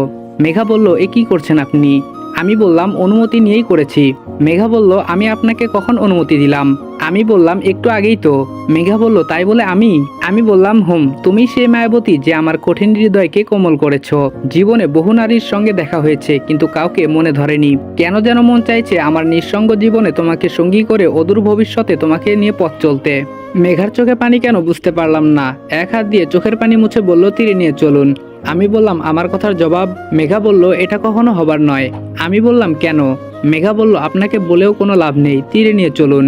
বাকি পথটা আর কথা হয়নি, এক সময় তীরে এসে পৌঁছলাম। মেঘা নৌকা থেকে নেমে এক প্রকার দৌড়ে চলে গেল। মেঘাকে কথাটা বলা ঠিক হলো কিনা ভাবছি। ব্যর্থ প্রেমিকের মতো হতাশ মনে শুয়ে আছি বিছানায়, কিছুই ভালো লাগছে না। এইদিকে প্রতিনিয়ত তরির বিয়ে ঘনিয়ে আসছে, কিছু করার মতো উপায় হাতে নেই। সবগুলো বিষয় এখন গুরুত্বপূর্ণ হয়ে আছে, কোনটা রেখে কোনটা ভাববো সেটাও ভাবার বিষয়। আচ্ছা, আমি কি একটা খুনির পেটে জন্ম নিয়েছি? আম্মু তো একটা খুনি, একটা খুন নয় 3টে খুন করেছে। সবার অগোচরে আরো কত খুন করেছে কে জানে। গালিব মেসেজ দিল নিচে যেতে। আমি প্রথমে ইতস্তত বোধ করলেও পরে রাজি হতে হলো। বিশেষ কথা আছে মনে হয়। প্রমা আর গালিব বসে আছে, আমি গিয়ে বসলাম সেখানে। প্রমা বলল, ভাইয়া একটু এদিকে আসেন। আমি বললাম কেন? প্রমা বলল, জাস্ট 2 মিনিট। প্রমার সাথে বেলকনিতে দাঁড়িয়ে আছি। প্রমা বলল, মেঘাকে কি বলেছেন? আমি বললাম, কি বলেছি? প্রমা বলল, সেটাই তো জিজ্ঞেস করেছি, কি বলেছেন? আমি বললাম, বলেছিলাম অবাগার মনের কথাগুলো। প্রমা বলল, আপনাকে সেদিন বলিনি প্রমার বিয়ে ঠিক হয়ে আছে? আমি বললাম, সেটা মেঘার ইচ্ছের বিরুদ্ধে। প্রমা বলল, তাতে কি? আমি বললাম, আচ্ছা বিয়েটা মেঘার ইচ্ছের বিরুদ্ধে হচ্ছে কেন? প্রমা বলল, আপনাকে বলেনি? আমি বললাম, না। প্রমা বলল, অবশ্য আপনাকে বলেও লাভ নেই। আমি বললাম, বলে দেখতে পারো। প্রমা বলল, ওর বিয়ে একটা বুড়োর সাথে ঠিক হয়েছে। আমি বললাম, কেন? প্রমা বলল, ওরা 2 ভাই 4 বোন। বোনদের মাঝে সে সব থেকে বড়। ওর বাবা নেই। ওর ভাইয়েরা এক সময় একটু উন্নত ছিল। ব্যাংক থেকে বিরাট অঙ্কের টাকা লোন নিয়ে একটা গার্মেন্টস দেয়। বেশি বড় না, মাঝারি আকারের। এক সময় কাঁচামালের অভাবে ব্যবসায় ধস নামে। বড় অঙ্কের লোকসান গুনতে হয়। এমন অবস্থায় পড়েছিল তাদের 2 বেলা খেয়ে বেঁচে থাকা দায় হয়ে দাঁড়িয়েছিল। একটা সময় ওর বড় ভাইয়ের বন্ধু রফিক সাহেব তাদের সাহায্য করে। তাদের আর্থিক সহযোগিতা দিয়ে আবার গার্মেন্টসটি চালু করে। আমি বললাম, তারপর? প্রমা বলল, তারপর আর কি? রফিক সাহেবের স্ত্রী মারা গিয়েছিল অনেক আগে। পরে আর বিয়ে করেনি। এক সময় সে মেঘাকে বিয়ে করার জন্য বলে। অবশ্য সে নিজে বলেনি, লোক দিয়ে বলিয়েছে। ওর ভাইয়ারাও আর না করতে পারেনি। আমি বললাম, ভেবেছিলাম টাকার মামলা, কিন্তু এখানে অন্য কিছু জড়িয়ে আছে। আচ্ছা, মেঘা তো আমাকে বলতে পারতো, এভাবে কান্না করলো কেন? প্রমা বলল, সেটা আমি জানি না, মেঘাকে জিজ্ঞেস করে দেখতে পারেন। আমি বললাম, সে কি আর আমার সাথে কথা বলবে? প্রমা বলল, তাও তো কথা। আচ্ছা, আপনার ফোন নাম্বারটা আমাকে দেন। আমি আমার ফোন নাম্বারটা প্রমাকে দিলাম। প্রমা বলল, আমার মেসেজের অপেক্ষা করবেন, ওকে? আমি বললাম, ওকে। মুন্নির সে ভাড়াটিয়া গুন্ডাগুলাকে দেখা যাচ্ছে না মুটকো আসার পর থেকে। তাহলে আমি শিওর নকল মেঘকে উপস্থিত করানো মুন্নির কাজ। আর এদিকে গালিবকে নিয়ে আছি আরেক সমস্যায়। ওর হঠাৎ হঠাৎ কি যেন হয়। এত বড় একটা ছেলে কান্না করবে কেন? এত সহজে কান্না করার মতো ছেলে তো সে নয়। ওর কান্না করার কারণটা আগে জানতে হবে। খেতে বসেছি সবাই একসাথে। মেঘাকে আর প্রমাকে দেখা যাচ্ছে না। কি হলো আবার কে জানে। তরিকে দেখলাম সবাইকে খাবার বেড়ে দিচ্ছে। সবগুলো রাক্ষস গপ গপ করে খাচ্ছে। আমার পেটে খাবার যাচ্ছে না। নিজের চোখে নিজের বোনের এই অবস্থা কোনোভাবেই মেনে নিতে পারছি না। আম্মু কেন তরির সাথে এমন করছে বুঝতে পারছি। ওনার তো আপন মেয়ে। মা বাবা বাস্তবে যত খারাপ হোক সন্তানকে কষ্ট দেয় না। মুটকোটাকে কেমন নিজের হাতে তুলে তুলে খাওয়াচ্ছে। আমি প্লেটের উপর হাত নাড়ছি আর চোখে তরিকে দেখছি। সবার দিকে কেমন অসহায় দৃষ্টিতে তাকিয়ে আছে। ওর মনটা হয়তো চাচ্ছে সবার সাথে বসে খাবার খেতে, কিন্তু মুখ ফুটে বলতে পারছে না। ছোট মামির প্লেটে ভাত দিতে গিয়ে তরির হাতের কনুইয়ে লেগে আচমকা সবজির বাটি থেকে মামির শাড়িতে কয়েক ফোঁটা ঝোল পড়ে গেল। মামি রেগে মেগে আগুন হয়ে গেল। বসা থেকে উঠে সজোরে 2টা থাপ্পড় দিল তরিকে। তরি চোট সামলাতে না পেরে 2-3 হাত দূরে গিয়ে পড়ে গেল। আমার শরীরের প্রতিটা পশম দাঁড়িয়ে গেল। তরির দিকে না তাকিয়ে আম্মুর দিকে তাকাচ্ছি। উনি এমনভাবে খাবার খাচ্ছেন যেন কিছুই হয়নি। আমি টেবিলের উপর থেকে পানির গ্লাসটা টেবিলের নিচে নিয়ে এক চাপে ভেঙে ফেললাম। সবাই চমকে গিয়ে বলল, কি হয়েছে? গালিব কথা ঘুরানোর ছলে বলল, পানির গ্লাসটা আচমকা পড়ে গিয়েছে। হাত বেয়ে রক্ত পড়ছে, সেদিকে খেয়াল নেই। আম্মুর দিকে তাকিয়ে আছি শুধু এক দৃষ্টিতে। সে তরির আসল মা নয়। একজন মায়ের সামনে কখনো অন্য কেউ তার সন্তানকে মেরে হজম করতে পারবে না। মামির দিকে তাকালাম না। তরি আর মামির দিকে যদি তাকাই তাহলে আমি নিজেকে কন্ট্রোল করতে পারবো না। দেখা যাবে খাবারের প্লেট ছুঁড়ে মেরেছি মামির মুখ বরাবর। চেয়ার থেকে উঠে সোজা গালিবের রুমে চলে আসলাম। গালিব আমাকে বলল, সুইচ গিয়ার দিয়ে কি করবি? আমি বললাম, ঘুমের ভিতরে তোর চাচিকে জবাই করব। গালিব বলল, মাথা ঠান্ডা কর মেঘ। আমি বললাম, অনেক মাথা ঠান্ডা রেখেছি, আর না। আমার পুরো ক্যারিয়ারে একসাথে এতদিন কখনো মাথা ঠান্ডা রাখিনি। গালিব বলল, বুঝার চেষ্টা কর, বাড়ির কারোরই দোষ নেই। তোর আম্মুই তো সবাইকে লাই দিয়েছে। আমি বললাম, কেন দিয়েছে? গালিব বলল, সেটা তো আমি জানি না। 10টার দিকে প্রমার মোবাইল থেকে মেসেজ আসলো, শব্দহীন পায়ে 1 মিনিটের ভেতরে ছাদে আসুন। আমিও যেন না বুঝি আপনি ছাদে এসেছেন। আমি বললাম, ওকে। ছাদের উত্তর কর্নারে একটা লাইট জ্বলছে। মেঘা আর প্রমা দক্ষিণ প্রান্তে বসে আছে অন্যদিকে মুখ করে। এখন সেখানে যেতেও পারছি না। আমি গেলে নিশ্চিত বুঝে যাবে। আমি গেটের কাছ থেকে লাইটের সুইচটা অফ করে দিলাম। একদম আস্তে আস্তে সেখানে গেলাম, তাদের থেকে একটু দূরে। ফুলের টবগুলোর কাছে গিয়ে বসলাম, যেন বুঝতে না পারে। মেঘা বলল, হঠাৎ বিদ্যুৎ চলে গেল কেন? প্রমা বলল, আরে বিদ্যুৎ যায়নি, মনে হয় লাইট নষ্ট হয়ে গেছে। জোনাকির আলো আছে তো। মেঘা বলল, প্রমা বলল, আচ্ছা তুই কি সত্যি সিদ্ধান্ত নিয়েছিস বুড়োটাকে বিয়ে করবি? মেঘা বলল, তাছাড়া আর উপায় নেই। প্রমা বলল, মেঘ ভাইয়া তোকে এত পছন্দ করে, ওনার কথা একটু ভাববি না? মেঘা বলল, তুই যেভাবে বলছিস আমি বোধহয় ওনাকে ভালোবাসি না। প্রমা বলল, তাহলে আবার সিদ্ধান্ত অন্যদিকে নিয়ে যাচ্ছিস কেন? যে কোনো একটা সিদ্ধান্ত নে। মেঘা বলল, আমি কিছুই ভাবতে পারছি না, বিয়েটাও আটকাতে পারছি না, মেঘকেও কিছু বলতে পারছি না। প্রমা বলল, তোর ভাইদের একটু বলে দেখলেই তো পারিস। মেঘা বলল, দেখ প্রমা, এখানে মানবিক কারণও জড়িয়ে আছে। উনি আমাদের কঠিন সময় এসে পাশে দাঁড়িয়েছিল। ভাইয়ারা আমার মতামত নিয়ে সিদ্ধান্ত নেননি, মানবিক দৃষ্টিকোণ থেকে সিদ্ধান্ত নিয়েছেন। আমার ইচ্ছে বা মতামত সেখানে তুচ্ছ। প্রেমা বলল, তো মেঘ ভাইয়া প্রপোজ করার পর কান্না করছিলি কেন? মেঘা বলল, বললে হয়তো বিশ্বাস করবি কিনা জানি না, তবুও বলছি, সেদিন বাসে ওনাকে আমার অনেক ভালো লাগে। ওনার হুটহাট রেগে যাওয়া আবার নিমিষেই শান্ত হয়ে যাওয়া সবকিছুই আমার ভালো লাগে। সেদিন ইচ্ছে করেই ওনার কোলে শুয়েছিলাম, শুধু ওনার এক্সপ্রেশনটা দেখার জন্য। ঘাটের কাছে আসতেই বুড়োটা মেসেজ দিল সে নাকি স্টেশনে দাঁড়িয়ে আছে।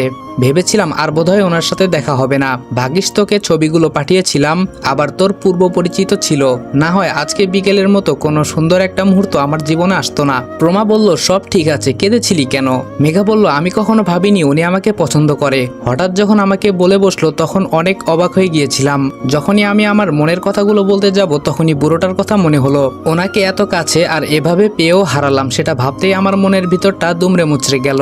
নিজেকে খুব কষ্টে সংযত রেখেছিলাম, কিন্তু চোখের পানি আটকে রাখতে পারিনি। প্রমা বলল, আচ্ছা আমি মেঘ ভাইয়াকে বলবো আপনাকেও মেঘা পছন্দ করত, কিন্তু কোনো কারণে আপনাকে গ্রহণ করতে পারছে না। মেঘা বলল, না, পরে দেখা যাবে কোনো তুমুল কাণ্ড ঘটিয়ে বসেছে। যেই পাগল, বিশ্বাস নেই। আচ্ছা একটা কথা বলতো, আমার মতো একটা মেয়ে ওনার স্ট্যাটাসের সাথে যায়? আমি দেখতে সুন্দরীও না, আর উনি একটা সুদর্শন যুবক, কি ভেবে আমাকে পছন্দ করলো? প্রমা বলল, এই প্রশ্নের জবাব তো এখন মেঘ ভাইয়া দিবে। মেঘা বলল, মানে? প্রমা বলল, কোথায় রোমিও? আড়াল থেকে বললাম, উপস্থিত। আমাকে দেখে মেঘা থমকে গেল। প্রমা খুব জোরে জোরে হাসছে, তবে আমার হাসি নেই মুখে। ভালোবাসি বললেই পারতো, পরে দেখতো আমি কিছু করি কিনা। অকারণে সন্ধ্যা থেকে এই পর্যন্ত কষ্ট দেওয়ার ফল এখন ভোগ করতে হবে। আড়াল থেকে উঠে তাদের কাছে গেলাম। প্রমা বলল, মজনু ভাইয়া, লাইলিকে একটু বলেন কি জন্য ওনাকে এত পছন্দ করেন। আমি গেলাম। প্রমা চলে যাচ্ছে, মেঘাও চলে যাচ্ছিল। আমি মেঘার হাতটি পেছন থেকে ধরে আমার দিকে ফিরিয়ে ওর হাতটি উল্টিয়ে ওর পিঠে ধরলাম। মেঘা বলল, ভেঙে যাচ্ছে। আমি বললাম, ভাঙুক। মেঘা বলল, ব্যথা পাচ্ছি। আমি বললাম, আদর করার জন্য ধরিনি। মেঘাকে টান দিয়ে একদম আমার কাছে নিয়ে আসলাম। মেঘার কপালের সাথে আমার কপাল রেখে বললাম, পছন্দ সবাইকে করা যায়, ভালো কয়জনকে বাসা যায়? মেঘা বলল, সেটা আমি কি জানি? আমি বললাম, আমি তোমাকে পছন্দ করি না, ডিরেক্ট ভালোবাসি। মেঘাকে কিছু বলতে না দিয়ে হাতের মাঝে আবার হালকা করে চাপ দিলাম। মেঘা চিৎকার করে উঠলো হালকা করে। আমি বললাম, যতক্ষণ না বলবে ভালোবাসি ততক্ষণ আর ছাড়ছি না। মেঘা বলল, ভালোবাসি বললেই তো আর ফিউচারে মিলন হবে না, অযথা দুজনের কষ্ট পেয়ে কি লাভ? আমি বললাম, সেটা বিধাতা জানে মিলন হবে কি হবে না। মেঘা বলল, আপনি বুঝতে পারছেন না। আমি বললাম, দেখো মেঘা, এমনি চারদিকের চিন্তায় আমি নিজের ভেতরে নিজে শেষ হয়ে যাচ্ছি। এর মাঝেও সন্ধ্যা থেকে এই পর্যন্ত তোমাকে নিয়েছিলাম দুশ্চিন্তায়। মেঘা বলল, আমিও আপনাকে নিয়ে কম চিন্তা করিনি, আমি কি চাই না আপনার সাথে থাকতে? আমি বললাম, তাহলে পালিয়ে বেড়াচ্ছ কেন? মেঘা বলল, ভাগ্যদোষে। আমি বললাম, এই পরিবারের ঝামেলাটা আগে কাটিয়ে নেই, তারপর বুড়োটাকে দেখছি। মেঘা বলল, আপনার হাত ভেজা লাগছে কেন? আমি মেঘার হাতটি ছেড়ে দিলাম। অনেকক্ষণ যাবতই লক্ষ্য করছিলাম হাতে ব্যথা, তবুও ধরে রেখেছিলাম। মেঘা বলল, এ কি, আপনার হাতে রক্ত? আমি বললাম, চুপ, এত উত্তেজিত হওয়ার কিছুই নেই। এই সামান্য রক্তগুলো না ঝরালে আজকে এই বাড়িতে একটা খুন হতো। গালিব বলল, কি রে, একটু আগেই তো রেগে মেগেছিলি, হঠাৎ আবার কি হলো? আমি বললাম, আগুনের মাঝে বৃষ্টির স্পর্শ। গালিব বলল, মানে? আমি বললাম, মেঘা। গালিব বলল, তাহলে কনফার্ম? আমি বললাম, কিন্তু একটু প্রবলেম আছে। গালিব বলল, এখন আর কোনো প্রবলেমের কথা শুনতে চাই না। আমি বললাম, ঠিক আছে, আমি না হয় আমার সমস্যা সমাধানের পথ খুঁজি। গালিব বলল, কয়টা সমস্যা সমাধানের পথ খুঁজবি তুই? আমি বললাম, ওয়েট, মুন্নির হাজবেন্ড কি করে? গালিব বলল, সে ঢাকাতে চাকরি করে, ছুটি পেলে এই বাড়িতে চলে আসে, নিজের বাড়িতে যায় না। আমি বললাম, ওর বাবা মা নেই? গালিব বলল, আছে তো, ওই যে মুন্নি। আমি বললাম, মুন্নি কি সারা বছর এই বাড়িতে থাকে? গালিব বলল, আমি বললাম, আচ্ছা তাহলে একটা কথা বলতো, মেঘ চরিত্রটাকে মুন্নি হত্যা করতে চায় কেন? গালিব বলল, বলবো? আমি বললাম, তোর ইচ্ছে। গালিব বলল, আচ্ছা একটু বলি, বেশি বলতে পারবো না। আমি বললাম, বল শুনি। গালিব বলল, এই পুরো বাড়িটা ফুপির, আর আশেপাশে সব সয় সম্পত্তিও ফুপির। ধরতে গেলে আমরা সবাই তার উপর নির্ভরশীল হয়েই বেঁচে আছি। অবশ্য আব্বু, জেঠু, আমি, চাচ্চু, আমরা এখন কাজ করি, তবে দিন শেষে ফুপির উপরেই নির্ভরশীল। ফুপি এই বিশাল সম্পত্তি তোর নামে রেজিস্ট্রেশন করে ফেলেছে। আমি বললাম, এই জন্যই তো বলি, ঘটনা কোথায়? মেঘ চরিত্রটা সরাতে পারলেই এই সম্পত্তির ওয়ারিশ থাকবে না, আর তরিকে সবাই মিলে এমন একটা ছেলের সাথে বিয়ে দিচ্ছে যেন ওর হাজবেন্ড এসবের কিছু না বুঝে। গালিব বলল, ঠিক ধরেছিস। আমি বললাম, কিন্তু আম্মু তাদের দলে সামিল হলো কেন? গালিব বলল, আমার কি মনে হয় জানিস? আমি বললাম কি? গালিব বলল তোরই তোর আপন বোন না। আমি বললাম হতেও পারে, কিন্তু বোন হওয়ার সম্ভাবনা বেশি। আমি তো ছোটবেলা থেকেই দেখছি, নিজের চোখকে তো আর অবিশ্বাস করা যায় না। গালিব বলল হয়তো এমন কোনো ঘটনা আছে যা তুই জানিস না, তোর আব্বু আম্মু জানে। আমি বললাম হতে পারে, তবে তোরই যদি আমার আপন বোন নাও হয়, সে আমার আপন বোনের থেকেও 1000 গুণ বেশি কিছু। ওর প্রতি অন্যায় আমি কখনো মেনে নিব না। গালিব বলল আর কিছু করতে পারবি না, কালকেই তো বিয়ে। আমি বললাম সেটাই ভাবছি। আচ্ছা ঘুমাতো, রাত হয়েছে অনেক। গালিব বলল গুড নাইট। বারান্দায় দাঁড়িয়ে উঠোনের সব কার্যকলাপ লক্ষ্য করছি, সবার মুখে আনন্দ উচ্ছ্বাস। কি একটা সমস্যায় আছি, তোরির বিয়েটা যে ঠেকাবো তেমন কোনো উপায় হাতে নেই। মোটকোটা যদি আবার মাঝে থেকে হাত না ঢুকাতো তাহলে চলতো। এতদিনে তোরির বিয়েটা আটকাতে পারতাম। আমার সব প্ল্যান বেচতে দিল সে। আনাসের মোবাইলও বন্ধ, কে জানে আবার কি গবেষণার কাজে বসেছে। আনাস থাকলে আমাকে বুদ্ধি দিতে পারতো। কোথা থেকে মেঘা এসে বলল এই আমাকে কোন শাড়িতে মানাবে বলো তো। আমি বললাম প্লিজ মেঘা, এমনি মানসিক প্রেসারে আছি, এসব ভালো লাগছে না। মেঘা বলল কি হয়েছে আবার? আমি বললাম তুমি জানো না। মেঘা বলল না তো। আমি বললাম জানতে হবে না, অযথা দুশ্চিন্তা করবে। মেঘা বলল আচ্ছা ঠিক আছে, কিন্তু তুমি বেশি দুশ্চিন্তা করো না। আমি বললাম দুশ্চিন্তা করতে কে চায়? দুশ্চিন্তা যদি কাঁধের উপর এসে ভর করে আমি কি করব? মেঘা বলল ঝেড়ে ফেলে দাও। আমি বললাম এগুলো ফেলনার দুশ্চিন্তা নয়, যাও তো এখান থেকে। মেঘা চলে গেল। আজকে আমি উপস্থিত থেকেও তোরির এত বড় সর্বনাশ হবে সেটাও আমার চেয়ে চেয়ে দেখতে হবে। এর থেকে বড় ব্যর্থতা কি আছে আর আমার জীবনে? সকাল গড়িয়ে দুপুর হতে চলল। বিয়ের অনুষ্ঠান ক্রমশ নিকটবর্তী হতে লাগলো। আমার মনের মাঝে ক্রমশ অস্থিরতা বাড়ছে। হঠাৎ খবর আসলো পাত্রকে নাকি খুঁজে পাওয়া যাচ্ছে না, পাত্রের বাড়ি থেকেই নাকি মিসিং হয়েছে। মনে মনে অনেক খুশি হলাম। এরকম একটা অলৌকিক কিছু চেয়েছিলাম বিধাতার কাছে। তবে চিন্তার বিষয়, যে ছেলে বাড়ি থেকেই বের হয় না সে আজকে এমন একটা দিনে মিসিং হলো কি করে? এটা তো পরিকল্পিত, আমি শিওর। গালিব আমাকে টেনে নিয়ে আসলো একটু আড়ালে। গালিব বলল তুই একদম ছেলেটাকে গুম করে দিলি। আমি বললাম কি আশ্চর্য আমি। গালিব বলল হয়েছে হয়েছে, আর সাধু সাজতে হবে না, আমি জানতাম তুই এমন কিছু একটা করবি। আমি বললাম আরে। গালিব বলল হয়েছে, চল এখন দেখা যাক কি হয়। সন্ধ্যা পর্যন্ত পাত্রের জন্য অপেক্ষা করলো সবাই, কিন্তু পাত্রের আর কোনো হদিশ নেই। কয়েক দফা পুলিশ এসেছে ইতিমধ্যে, কিন্তু কোনো সন্ধান মিলল না। আমাদের সমাজে আবার একটা জিনিস ভালো, বিয়ের মাঝে এমন কোনো কিছু ঘটলে সবাই পাত্রীকে দোষারোপ করে। সেটাও তরির ক্ষেত্রে হলো। সবার মুখে একটাই কথা, তরি অলুক্ষণে। সবাইকে শান্ত করে মুটকো বলে উঠল সবাই চুপ করো, কি হচ্ছে কি এখানে? নিমিষেই মজলিসের সবাই চুপ হয়ে গেল। মোটকু বলল যেহেতু এখানে একটা ঘটনা ঘটে গেছে, এটা নিয়ে এত কিসের কথা? তরির বিয়ের অনুষ্ঠান সম্পন্ন হয়েছে, বিয়েটাও হবে। আমু বলল কিভাবে? আমি বলছি কিভাবে হবে, সবাই চুপ থাকো দয়া করে। এই গালিব এদিকে আয়। আমার চোখ তো কপালে উঠে গেল। মোটকু কি করছে? উপস্থিত সবাই অবাক। মোটকু আবার বলল মেজ মামা আর মামুনি এদিকে আসেন। তিনজন এগিয়ে গেল স্টেজে। আমি একটু দূর থেকে দাঁড়িয়ে দেখছি কি হয়। মোটকু বলল মামা আমি একটা কথা বলবো, রাখবেন তো? মামা বলল কি কথা বল। মোটকু বলল তরি আমার বোন, আমি ভাই হয়ে এত বড় সর্বনাশ হতে দিতে পারি না। আমি চাই আপনারা তরিকে নিজের পুত্রবধূ করে ঘরে নিবেন। আমি অনবরত চোখের পাতা ফেলছি। কি বলছে সে? ভেবেছিলাম মামা মামি মেনে নিবে না, কিন্তু আমার ভাবনার বিপরীত হলো। তারা দুজনেই সম্মতি জানালো। এবার চিন্তায় পড়ে গেলাম গালিব মানবে কিনা। তরি একটা বোবা মেয়ে আর গালিব একটা ইঞ্জিনিয়ার ছেলে, মেনে নিবে তো? মোটু এবার গালিবকে বলল কিরে গালিব তুই কি বলিস? গালিব বলল আব্বু আম্মু যা সিদ্ধান্ত নিবে তাই আমার সিদ্ধান্ত। মোটকু বলল আলহামদুলিল্লাহ। রাত 10টার সময় ছাদে দাঁড়িয়ে আছি। সন্ধ্যার ঘটনায় আমি বেশ অবাক। এটা একদম মিরাক্কেলের উপর মিরাক্কেল। মোটু সম্ভবত নিজের মান সম্মান বাঁচানোর জন্য এমনটা করেছে, না হয় দূর দূরান্তের মেহমানের মাঝে একটু হলেও অন্যরকম সন্দেহের কারণ হয়ে যেত। গালিব আমার পিছন থেকে কাশি দিল। আমি বললাম তুই এখানে? গালিব বলল মেঘ, তোর থেকে আমি অনেক কথা লুকিয়েছি, তার জন্য ক্ষমা চাইতে এসেছি। আমি বললাম তার কোনো দরকার নেই। এখন বল তরিকে তুই স্ত্রী হিসেবে মেনে নিবি, নাকি আমি আমার সাথে ইউএসএ নিয়ে যাব? গালিব বলল তুই কে? কত সাধনার পরে আমি তরিকে পেয়েছি জানিস? আমি বললাম মানে? গালিব বলল সেই কথাগুলো বলতেই এসেছি। আমি বললাম বল কি বলবি? গালিব বলল তরিকে আমি অনেক আগে থেকে ভালোবাসতাম। আমি ছোট্ট একটা কাশি দিয়ে বললাম আমি তরির বড় ভাই। গালিব বলল এটা ভুলে গেলে চলবে না, তুমি আমার বেস্ট ফ্রেন্ডও। আমি বললাম তবুও। গালিব বলল আগে কথা শোন। আমি বললাম বল। গালিব বলল তরিও আমাকে পছন্দ করে, কিন্তু কোনোভাবেই পরিবারকে বলার সাহস পাচ্ছিলাম না, কেননা পরিবারের সঙ্গে তরির অবস্থানটা দেখতেই পাচ্ছিস। আমি বললাম আমার থেকে লুকিয়েছিলি কেন? গালিব বলল বোনটা তোর, যদি তুই না করিস তখন বন্ধুত্বের সম্পর্কটা নষ্ট হবে। আর আমার সম্পর্কটা মুন্নি আপু জেনে গিয়েছিল। আমি তার অনেক কুকর্মের কথা জানতাম, কিন্তু প্রমাণ ছিল না। আর মুন্নি আপু আমার আর তরির একসাথে অনেকগুলো ছবি তুলেছিল, সেগুলো দিয়ে ব্ল্যাকমেল করত। বলেছিল তার এসব কথা যদি প্রকাশ করি তাহলে আমাদের সম্পর্কের কথা বলে দিবে, তাই তোকে কিছু বলিনি আগে। আমি বললাম এই জন্যই মাঝে মাঝে কান্না করতি? গালিব বলল আমি তো মনে করেছিলাম হারিয়ে ফেলবো, আমি বললাম আর কিছু না পেরে অটিস্টিক ছেলেটাকে ঘুম করে দিলি। গালিব বলল, গড প্রমিস মেঘ, আমি কিচ্ছু করিনি। পেছন থেকে মেঘা বলল, এই যে দুলাভাই, ননদ তো অপেক্ষা করছে আপনার জন্য। পেছনে তাকিয়ে দেখি মেঘা। গালিব বলল, আপনার ননদের কি আর সহ্য হচ্ছে না? মেঘা বলল, গাধা, বইয়ের বড় ভাই এখানে। গালিব বলল, তো কি হয়েছে? সে যেমন তোরির বড় ভাই তেমনি আমার বেস্ট ফ্রেন্ড, একের ভিতর অনেক। মেঘা বলল, জানতো এখন। গালিব চলে গেল। মেঘা আমার দিকে তাকিয়ে আছে, আমিও মেঘার দিকে তাকিয়ে আছি। মেঘা বলল, কি? আমি বললাম, কি? মেঘা বলল, কোথায় কি?